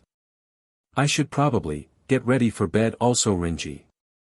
Rukia said, looking down at her plate full of food. Hey, if Ichigo can't see what an amazing person you are, then he doesn't need you. Besides, I have a feeling he will come to your rescue again. Renji smirked. He stood up, kissed her cheek and strode out of the dining room leaving a stunned Rukia. He finally made it. It took him all day to talk Keisuke Urahara into letting him come back, but he finally made it. It was raining over in the Soul Society. He ignored the freezing feeling over his skin, feeling he deserved worse punishment for what he did to Rukia. How could he have been that stupid? Of course Kaien Shiba was dead. Rukia said it to him once before. She was so upset about it because she was the one that killed him. God, he was an idiot, hurting the woman he loved, the first woman, and he was DMN sure that he was going to get her back, even if that meant killing everyone in Soul Society. He would not allow Rukia to be unhappy in an arranged marriage. And even if she hated him and wouldn't allow him back into her heart, it would hurt, but he would be happy just to see her happy and not have to marry a stranger. The freezing cold water consumed the petite Shinigami's body in a swift motion. She felt her body tingle of the sensation and her blood begin to run cold. She shivered from head to toe as the water danced around her body, touching every piece of skin. She kicked her tiny legs up until she reached the surface of the giant pool. It was 20 feet deep and 20 feet wide. It was an outdoor pool in the Kichiki Gardens hidden in the back by a path of trees and shrubs. It was Rukia's favorite. And that's why the small Shinigami was now swimming in the giant pool in cold weather. Rukia swung herself around so she was now holding onto the pool's ledge. She used her legs as a launch and pushed herself against the ledge, giving her a head start across the pool. The clouds were gray, threatening the raindrops to fall, but still she changed into her swimming outfit and jumped into the freezing water without any hesitation at 9 a.m. in the morning. She woke up dreaming about Ichigo. She sat up quickly in a sweat, swearing that it was just a dream and that Ichigo would be lying in his bed when she opened the closet door, but the comfortable bed and the white sheets, and the gentle breeze coming through her balcony doors told her that was no dream. Ichigo really kicked her out. She was back in her home at the Kichiki mansion. Her heart was breaking, but still, she continued to hold her tears, fearing her brother would hear her. He told her that a Kichiki doesn't release emotions for they are irrelevant. She sighed and plunged herself under the water. She gasped and lost some air bubbles from the freezing water making contact on her face. Maybe if she just laid here under the water she would drown and die. When her lungs began to hurt she popped up out of the water, breathing heavily. She swam slowly to the ledge again and sat on the stairs, catching her breath. She felt something hot slid down her cheeks, warming them on contact. She reached up and touched her cheek. She was crying. She dropped her arms in defeat and chocked out a loud sob. Hell, if she can break out a sob, then why not a scream? So she did. Rukia Kichiki, known for not showing emotions around her brother, screamed as if she was being murdered and cried loudly. Why? She screamed out the words louder than her scream and slid down lower in the water to the bottom steps and sat there shivering and crying. Not even realizing that the owner of the mansion was watching her. Byakuya Kichiki was watching her from a distance since she jumped into the pool. He was breathing in the fresh air when he heard the splash. He diverted his eyes below to see someone swimming across the pool. Since none of the servants dared to go in and Renji, who hated cold weather, definitely put them out of the question to the mystery person swimming. But as soon as the culprit's head surfaced he realized it was his younger sister. Of course she would be swimming in this freezing water. Ever since he had known Rukia he had noticed that she preferred cold over hot. When it rained she kept the balcony doors open, even though she hated the rain. When it was freezing with snow she would request several blankets to be brought up to her room and keep the balcony rooms open again. She rarely shut the doors, only when she was ill would she shut them, but even then, she would try and sneak them open. His Anna was different. His Anna liked hot over cold. She would do what she could to keep their room hot and warm. At night she would shuffle next to him using his body heat to warm her. But even as hot as she liked it, her skin was always cold. Rukia's is always warm. He was broken out of his thoughts as he watched her sit under the water for a dangerous full minute. She broke the surface with her heaving breathing and shaking body. It didn't take long for her to start screaming. He was surprised and showed it. His eyes widened as she screamed loud, putting her whole soul into one loud scream. Why? She was suffering. She was afraid of her marriage, she was hurting from having her heart broken, she was guilty about what she did with Kyan, and now she was guilty about hurting Ichigo even though Ichigo hurt her. Rukia Kuchiki was strong. He knew this, but even someone with a strong will and heart can break sometimes, even he could. He still had a heart. Even if he was a cold bstrd at times.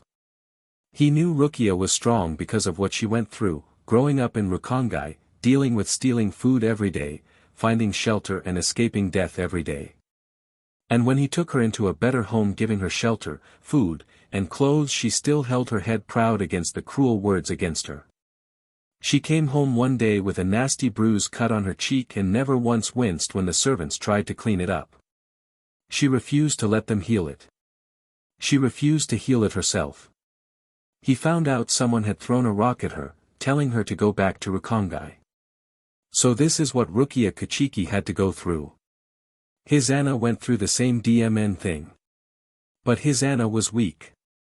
She died under the pressure and stress.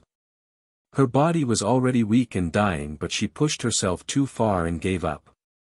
He had to give Rukia credit, because after all the sheep people gave her, she never once faltered and gave up. She held her head up and become someone.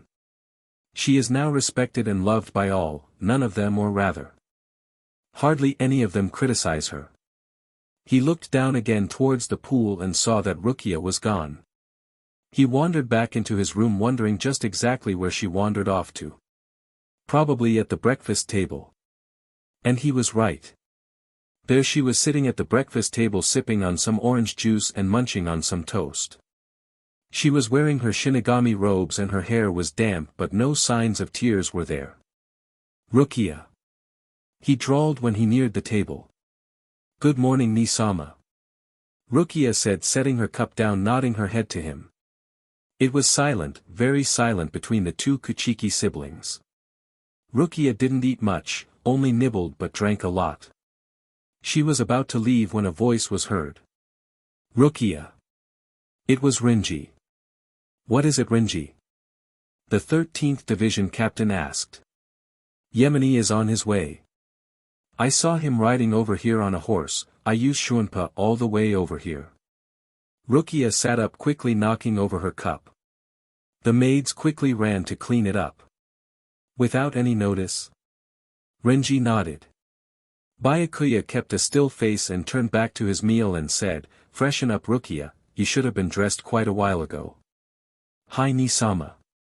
Rukia said, bowing rather dramatically, and turned around, rolling her eyes as she walked out. Renji followed her. Oh, sometimes Nisama can be so. Ugh. She muttered to Renji, running up the stairs with him on toe. He's doing his job as an older brother, Rukia. He isn't used to this. He's trying really hard to stop this marriage. Trust me.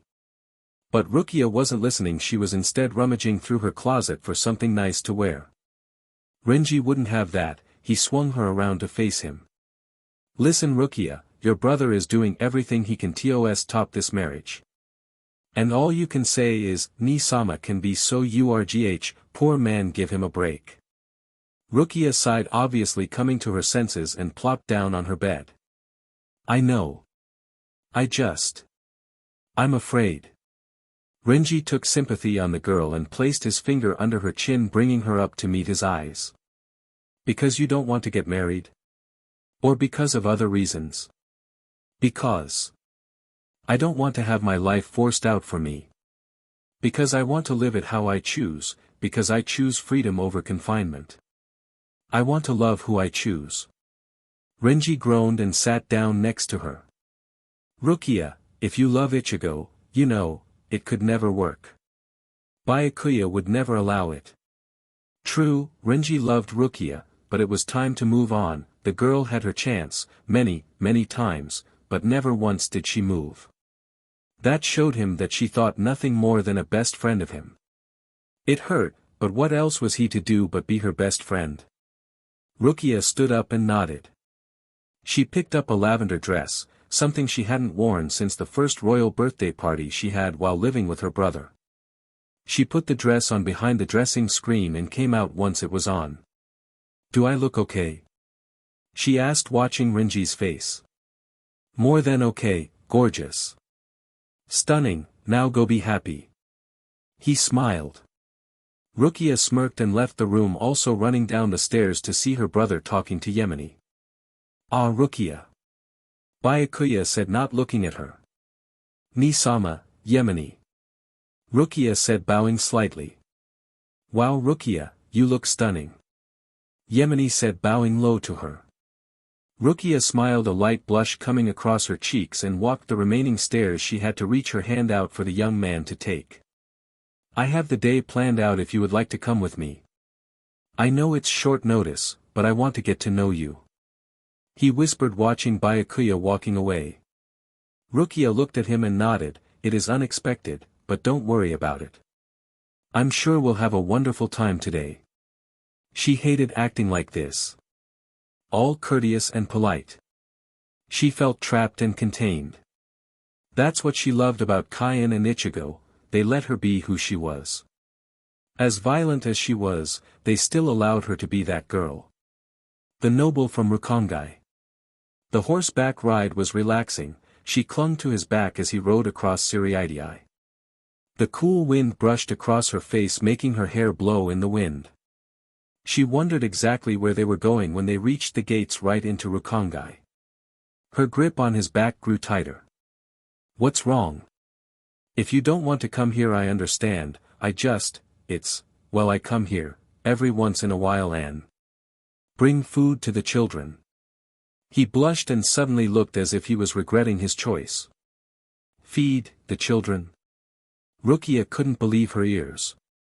He was embarrassed suddenly because he felt like a fool. She was after all a noble, as he was. But nobles don't step into Rukongai, but this one must, and he must think that Rukia wouldn't dare step into Rukongai.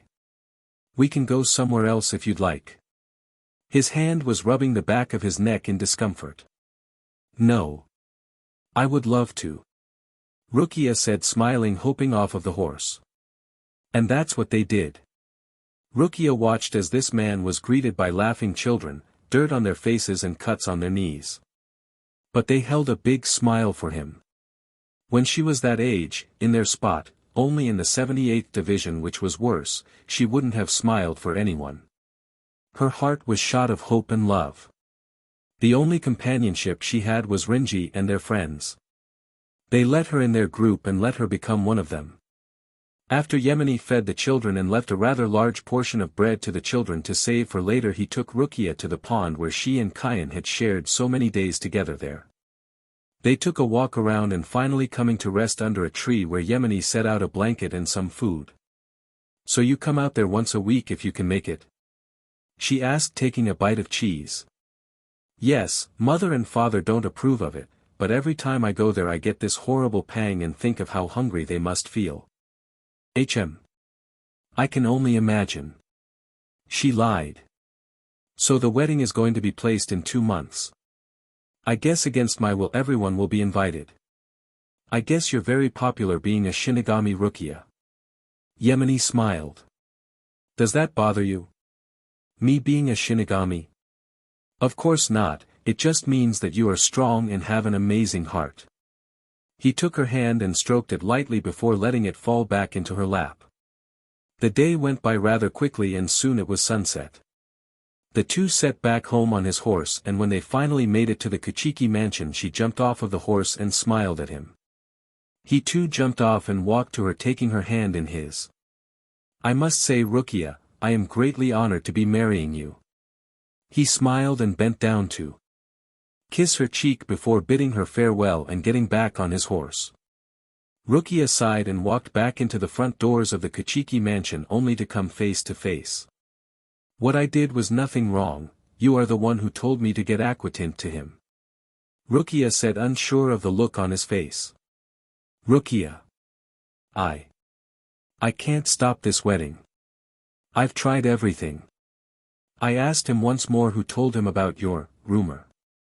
He told me that it was a maid who used to work here. Her name was Ray, the one I fired.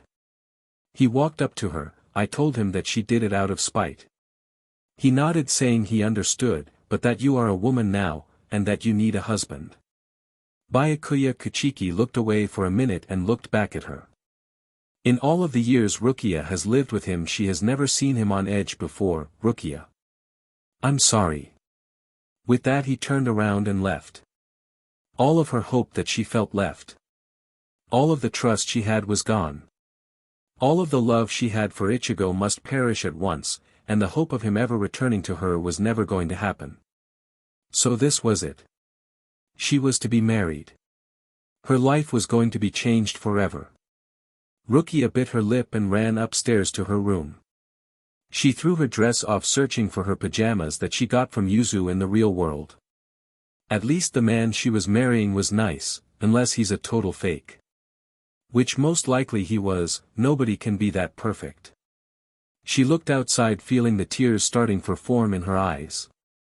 It was perfect, the moon shone radiant silver and the sky looked like a dark blue against the bright moon. She sighed and walked to the balcony doors pulling them open and closed her eyes as the breeze hit her cheeks.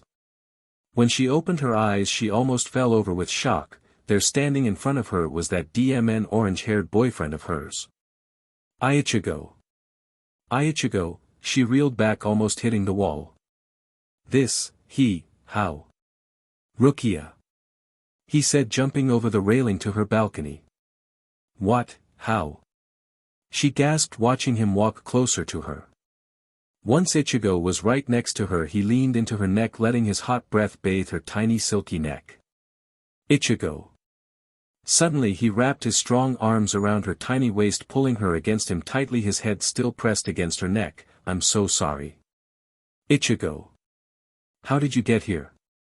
I asked Urahara to help me. Rukia, I've been a fool. Rukia. I love you. He whispered pushing her into the doorway kissing her cheek over and over before moving to her lips. I love you. He gasped pulling her face into his hands before pressing his lips to hers again. God damn it I love you. And it was all Rukia could do was lean against him and cry, hold on to him as if her life depended on it and cry.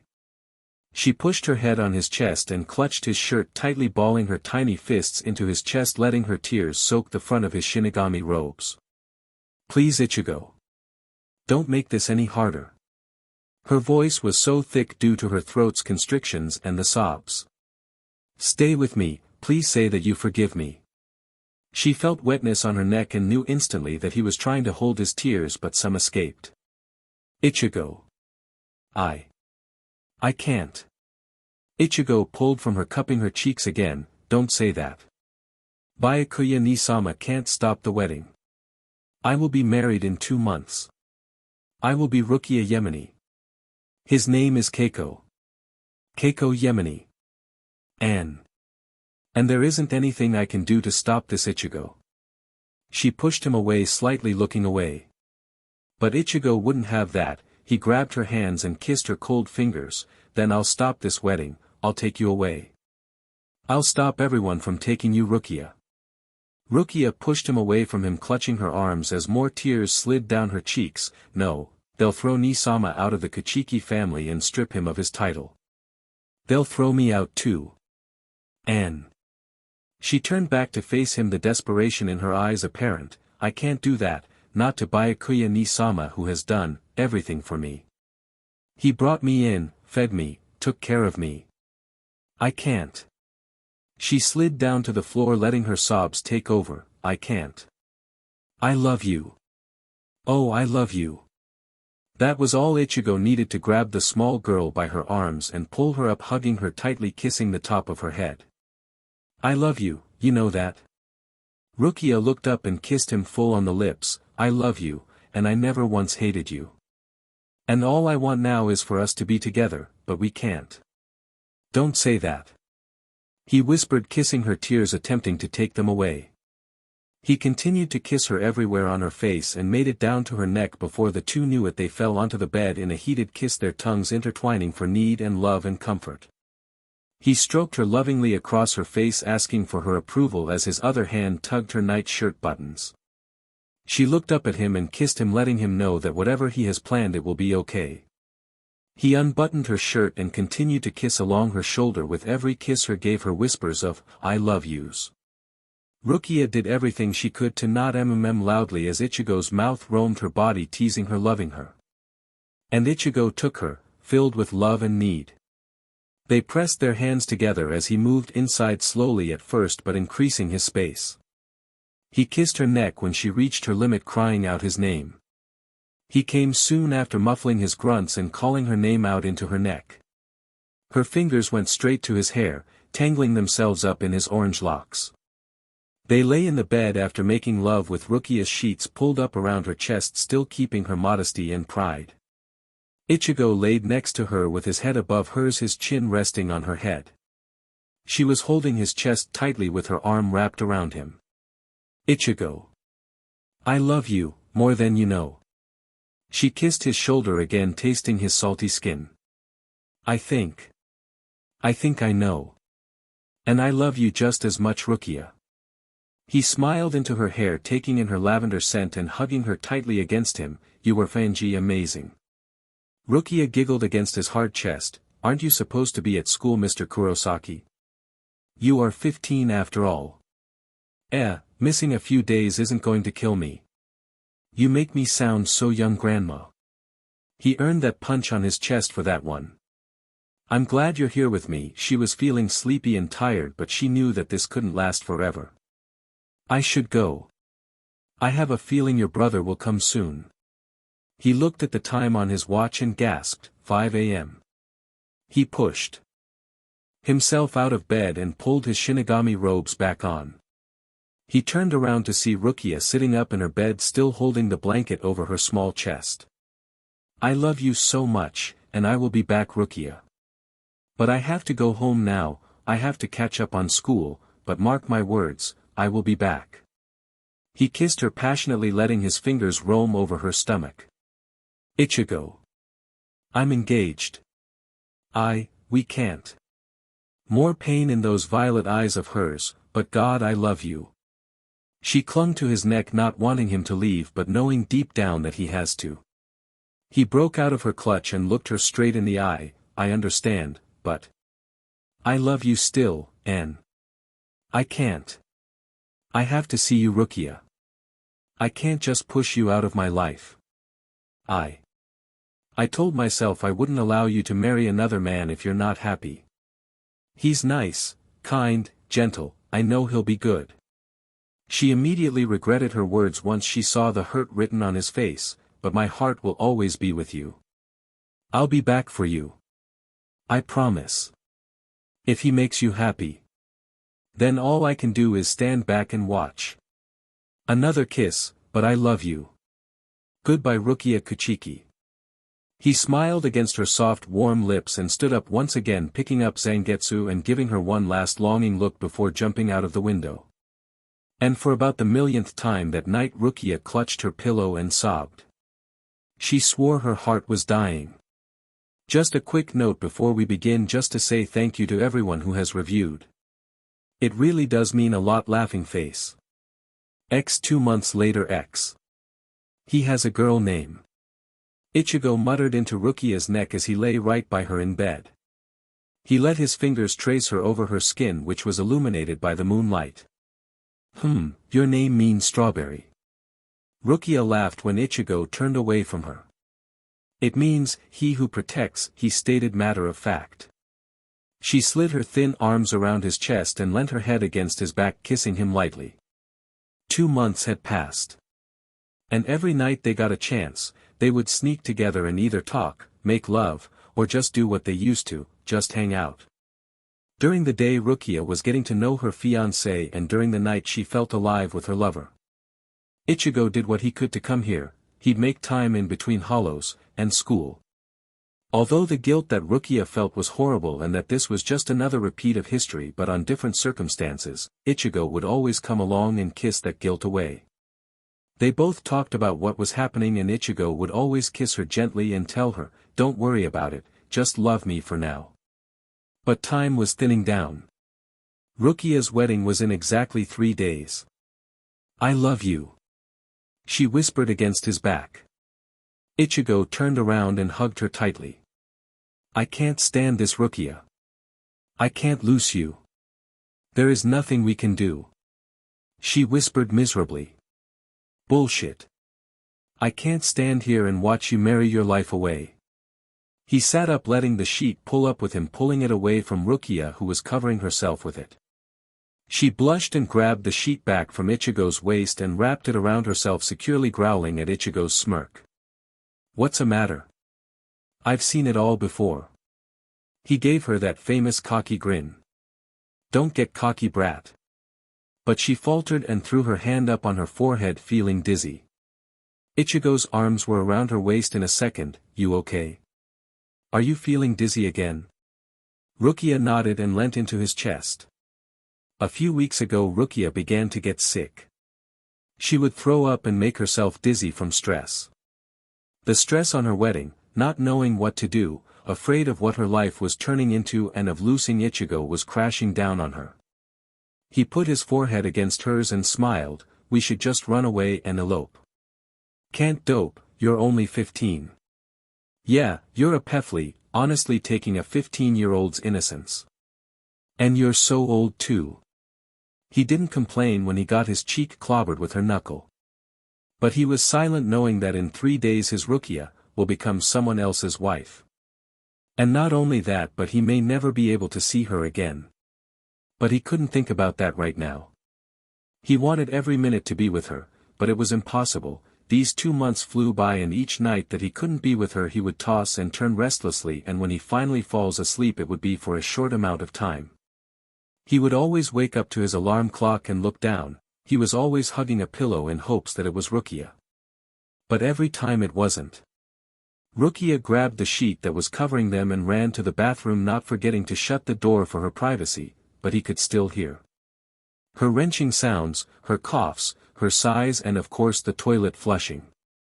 He never knew Rukia to be so weak from stress, but here she was, every so often kneeling in front of a toilet, exposing her stomach contents. When she stepped out of the bathroom she stopped in her tracks when she saw Ichigo laying on her bed, head up against the headboard, completely naked.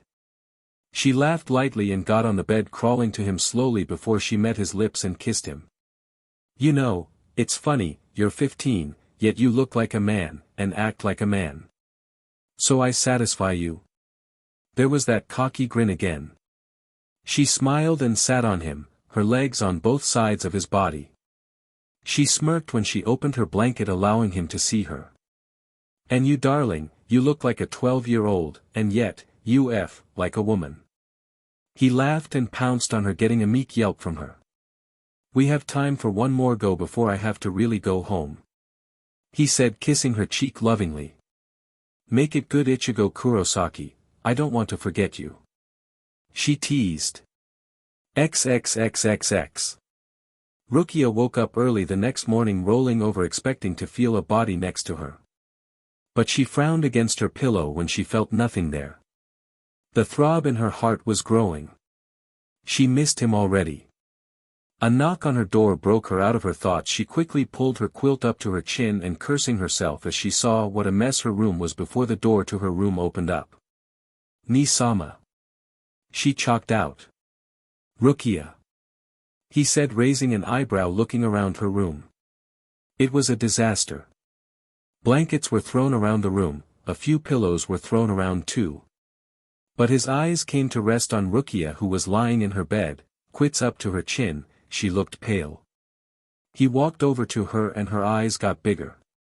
Anyone would experience a little discomfort when your older brother walks in your room with nothing on, hiding under your sheets.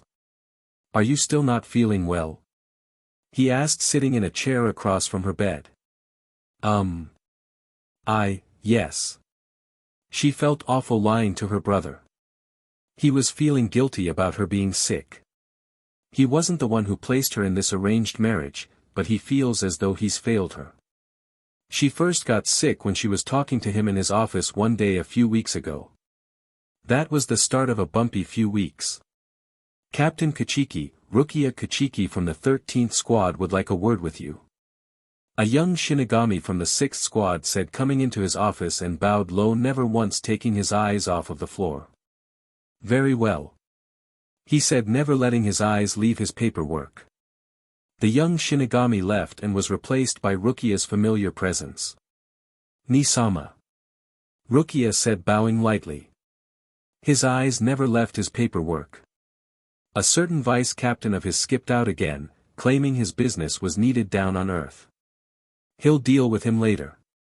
I just wanted to thank you. Now his eyes left. He looked up at the small girl in front of him. He heard talk of people walking around claiming how tiny she was, smaller than Histigaya even, now that was small. In fact, just as he was walking to the office this morning, he heard a group of Shinigamis from his squad talking about Rukia's marriage, and how unfair it was. They began talking about how tiny she was, and yet she still packed a punch. But as soon as he heard the words of, the younger Kachiki was cute, and hot, he walked up to them, eyeing them, giving his famous blank stares, but they knew exactly what that meant. They quickly scrambled. You look pale, Rukia. She did, her skin was paler than usual and her dark violet eyes weren't shining like they usually did. She shook her head, I got a little sick this morning. I know you've tried. I know, you never gave up, she continued, but you see, Ni-sama, I failed you. I am the one who deserves this.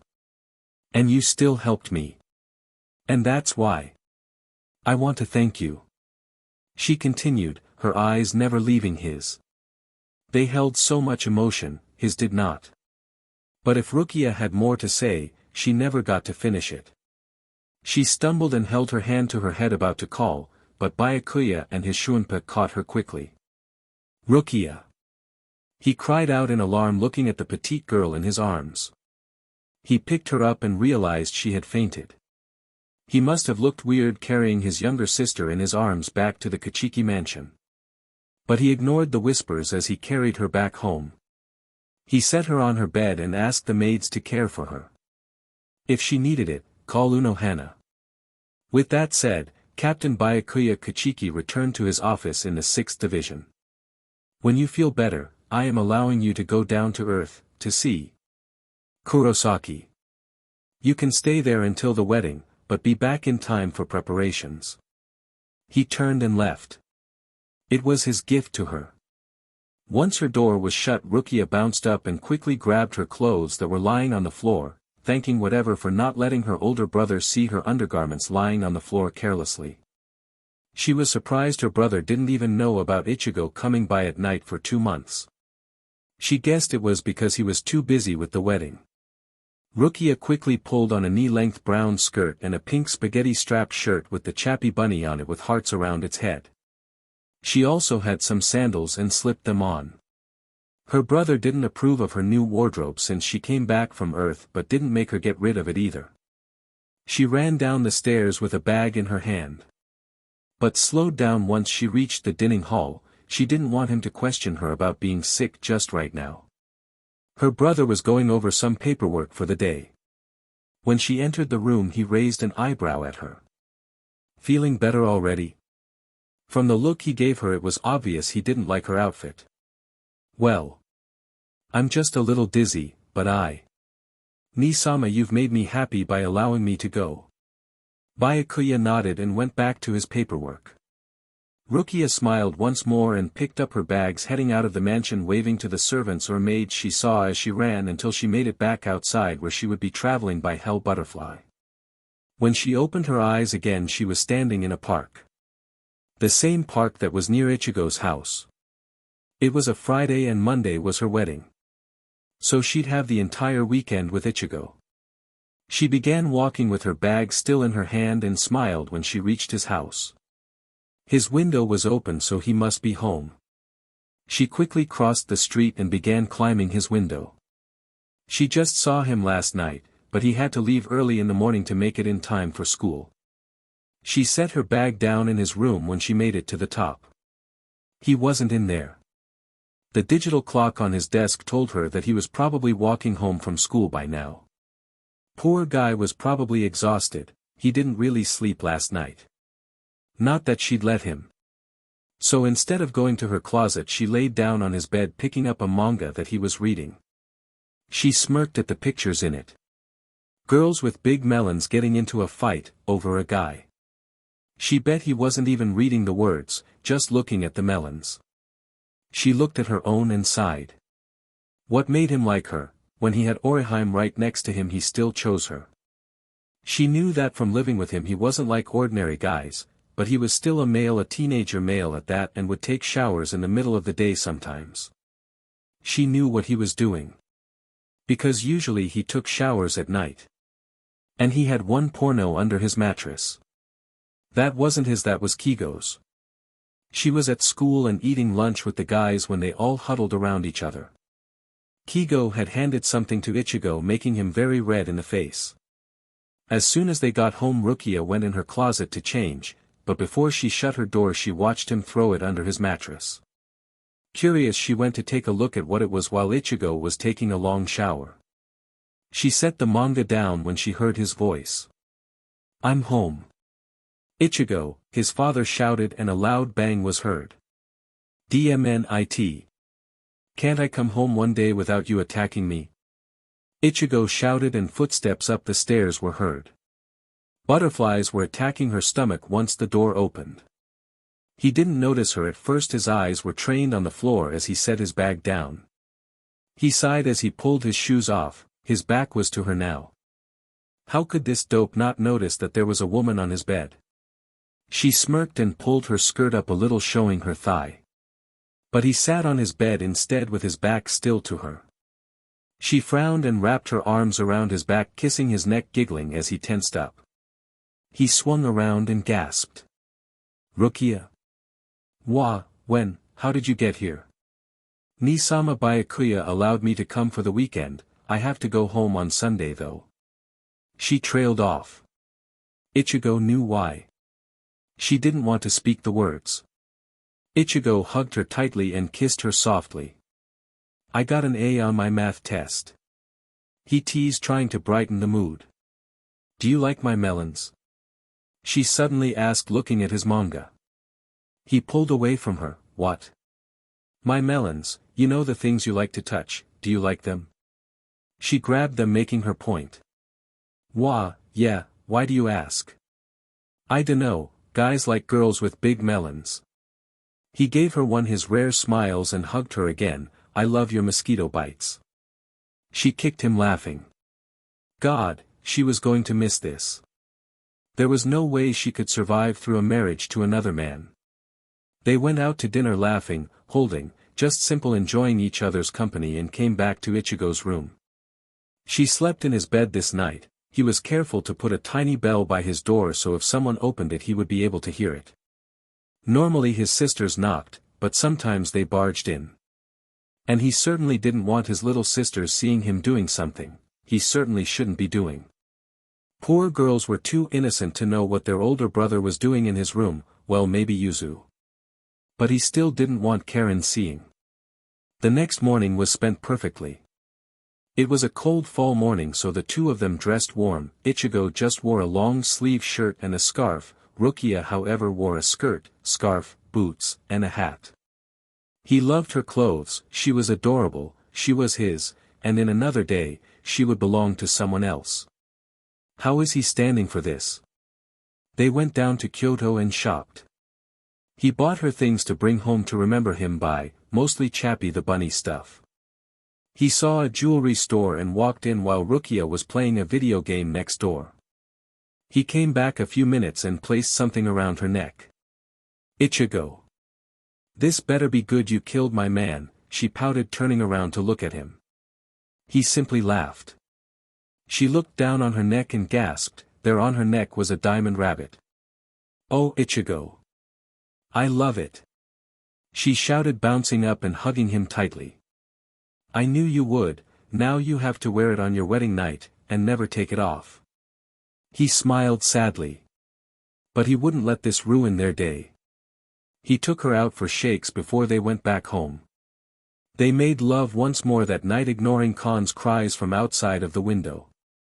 The next day was the day Rukia had to go home. He may never see her again like this. But he got a call from Orihime asking if it's true, if Rukia is really here. Once he confirmed, she yelled in his ear telling him to bring her to the festival that's going on right now. Everyone thought Rukia went away to a family emergency. Which was a little true. He knew Rukia would like to have a little fun before going home that night, so that's where they were. They spent most of the day there trying to find times when no one was looking to sneak holding hands or kiss. When Ichigo and Rukia thought everyone was still in the bathroom, he pulled her to him and kissed her forcefully. Ichigo! Kigo cried. Oi! He shouted, backing away from Rukia. Welp, all thoughts of hiding their relationship was gone. Why are you kissing Rukia as if you are dating her? He cried dramatically. Well, she is my girlfriend. Ichigo muttered, growing bored. Everyone found out, gave their congratulations, but Kigo continued to cry. Once the fireworks happened, Ichigo picked Rukia up on his back so she could see. She was so small and the people were in the way, so this way she could get a good view. She hugged him and kissed his ear, leaning down to lean her chin on his shoulder. Rukia gave everyone hugs and said her goodbyes while Ichigo and her began walking home hand in hand. I love you, she said, leaning against him.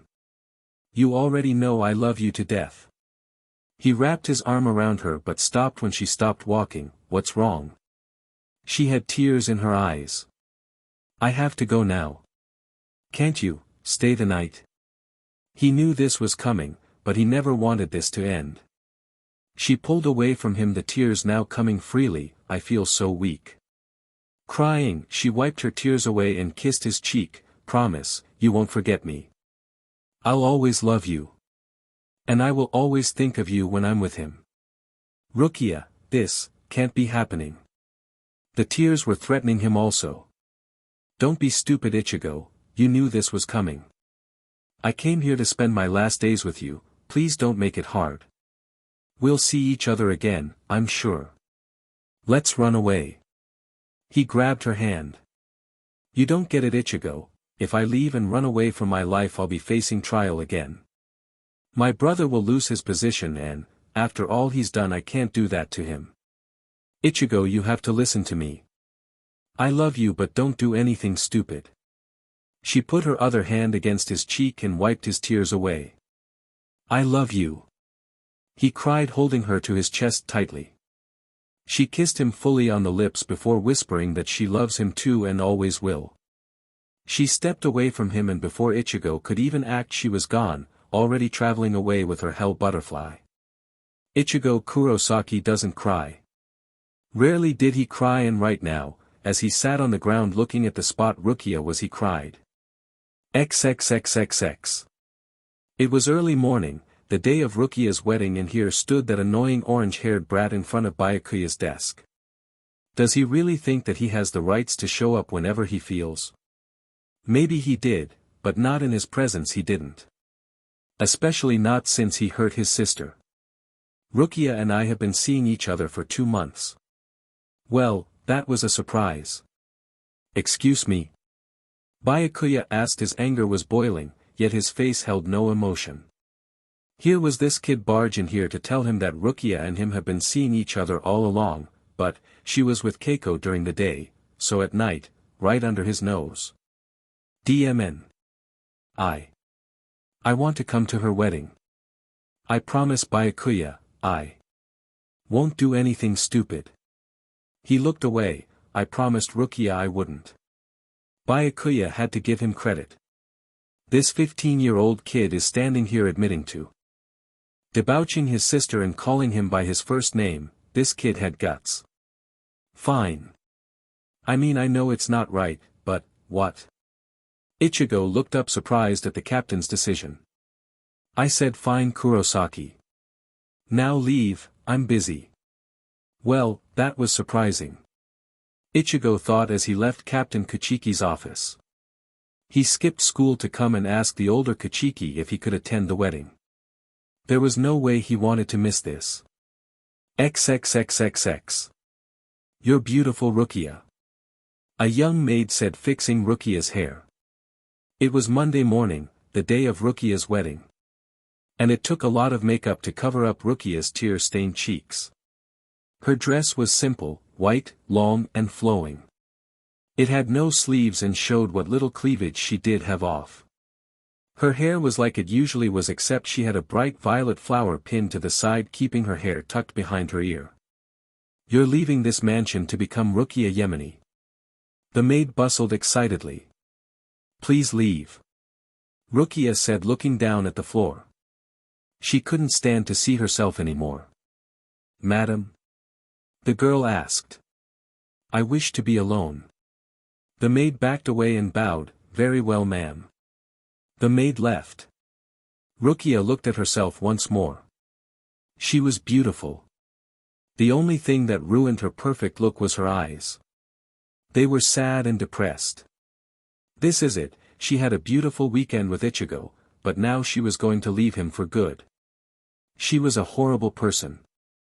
Falling in love with Kyan, killing him, falling in love with Ichigo, killing his heart, and now she was marrying a man that she could absolutely not return his feelings. Nausea continued to take over her body. She quickly jumped off of the stool she was standing on so the maids could reach everywhere on her without having to crouch down and kneel down to the toilet. Great, she thought, my wedding day and I'm throwing up before I even reach Keiko. But what surprised her most was when she felt fingers grab her hair. She couldn't look up because she was a little busy. But once she was done, she lifted a shaky hand up to flush and wiped her mouth. If she didn't think she could get any more surprised, the person holding her hair was Byakuya. "Ni-sama?" she asked, sitting back. "Couldn't very well have you messing up your hair on your wedding day." He held his hand out for her to grab. She gratefully took it since she was a little shaky. "I'm sorry, Ni-sama." "Come, it's time," he said, putting her veil on. Rukia was scared. Nearly everyone came to her wedding. Every single captain and vice-captain came. The whole 13th Division was there, and a few people from Rukongai were gathering outside of Siriidii. Rukia took a deep breath and began walking down the aisle with her brother once they reached the wedding. She was shaking and felt weak. Her heart was thumping loudly, and she was thankful that her brother was walking with her down to where Keiko Yemeni stood. She was so weak she could barely walk. Byakuya was doing most of the work. She let her eyes roam around the room, everyone was giving her encouraging looks and smiles. She nearly tumbled over when she saw a familiar head with bright orange hair. He looked at her and smiled. It was encouraging. But his eyes told her he was hurt, very hurt. How did he come here without getting beat to a bloody pulp by her brother? But whatever the reasons may be, him beating here opened new wounds for her. She was panicking. She bit her lip, trying to hold her tears in. A Kuchiki cannot cry or show emotion. She repeated in her head. Too late, the tears came gracefully down her smooth cheeks. DMN. She clutched her brother's arm tighter as they finally reached Keiko Yemeni. He was smiling from ear to ear. He shook Byakuya's hand and took Rukia's arm. Byakuya nodded to Rukia and took his seat next to Yukitake, where the rest of the captains were. The priest smiled as the two young couple walked up to their spots. Keiko turned around to face Rukia and rubbed her arm encouraging, and went to pull her veil back. He gasped when he saw her tears. Everyone thought they were tears of happiness, but Keiko knew they were tears of pain since he could see her eyes. He watched as her pretty sad face divert to a young man who he has never seen before with bright orange hair. His eyes looked sad too. "I understand," he said low enough for Rukia to hear. She turned back to face him and blushed. This was embarrassing for a Kuchiki to be crying, but she didn't care. She felt her heart leaving her body with each step she took. "You love him, don't you?" He smiled and stroked her cheek, wiping some of her tears away. "Was this guy really nice? Everything he's done wasn't just a charade. This was who he really was, a gentle soul." Rukia tried to answer, but merely nodded. Keiko ignored the priest going on and on about two young lovers uniting and said, go to him. He smiled at Rukia's wide eyes and pulled her veil off. He took her flowers from her and threw them, causing gasps to come from the audience. He kissed her on the lips lightly and said softly, "Go be with the one you love, Rukia." Everyone was silent at that moment, everyone including the priest. He had stopped talking. Nobody was quite sure what was going on, but they could guess. "What is going on?" Yorimi shouted, standing up. Rukia kissed Keiko on the cheek and whispered a thank you. She picked up her long dress and ran down the small steps and ran straight to Ichigo's arms, causing everyone in the audience to gasp. "What is the matter with you, Keiko? A human? Rukia Kuchiki, I will not allow this." The old man's patience with the young Shinigami was growing very thin. "Let her be," Matsumoto shouted from the vice-captain's side. "She had too much sake before the wedding. Even if he is a dumb butt, let her be, she's happy." Renji shouted, he too was standing up. "We need a strong Shinigami in our division." Yukitake said, smiling softly at Rukia's tiny form holding desperately onto Ichigo. "In order for her to be strong, she needs to be happy. And she seems happy the most with that insolent boy, Kurosaki." Byakuya Kuchiki muttered. "Please Yorimi, let Rukia be. Forcing someone to get married if they aren't in love can slowly kill one's heart. Rukia is strong, I don't want to see her falter and fall because of some stupid marriage." Keiko said, smiling at Rukia and Ichigo. Ichigo wasn't saying anything, he was silent and held on to Rukia tightly. His eyes were wide in fear and surprise, but never once did his grip on her tiny body loosen.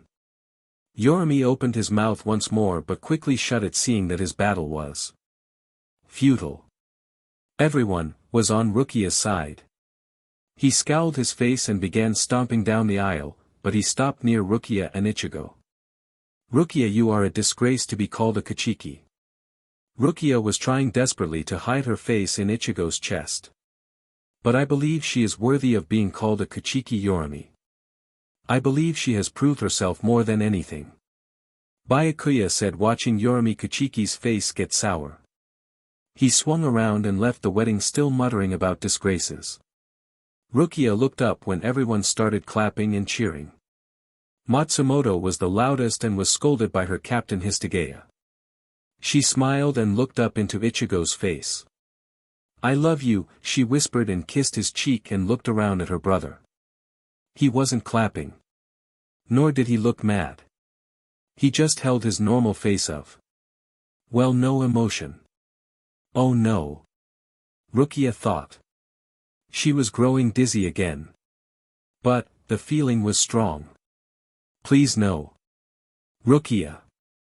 Ichigo shouted, catching her tiny form in her arms before she hit the ground. Rukia fainted, and it didn't take long for everyone to come rushing to her side to see if the small Shinigami was alright. "Uno Hana." Byakuya shouted, looking around to find the Dr. Shinigami. "I'm coming, Captain Kuchiki." The woman said, smiling, and took Rukia's hand in hers. "She's fine, she just fainted. Come, take her to my infirmary. I'll take care of her there." The woman smiled and began walking back with Ichigo behind her, Rukia still in his arms.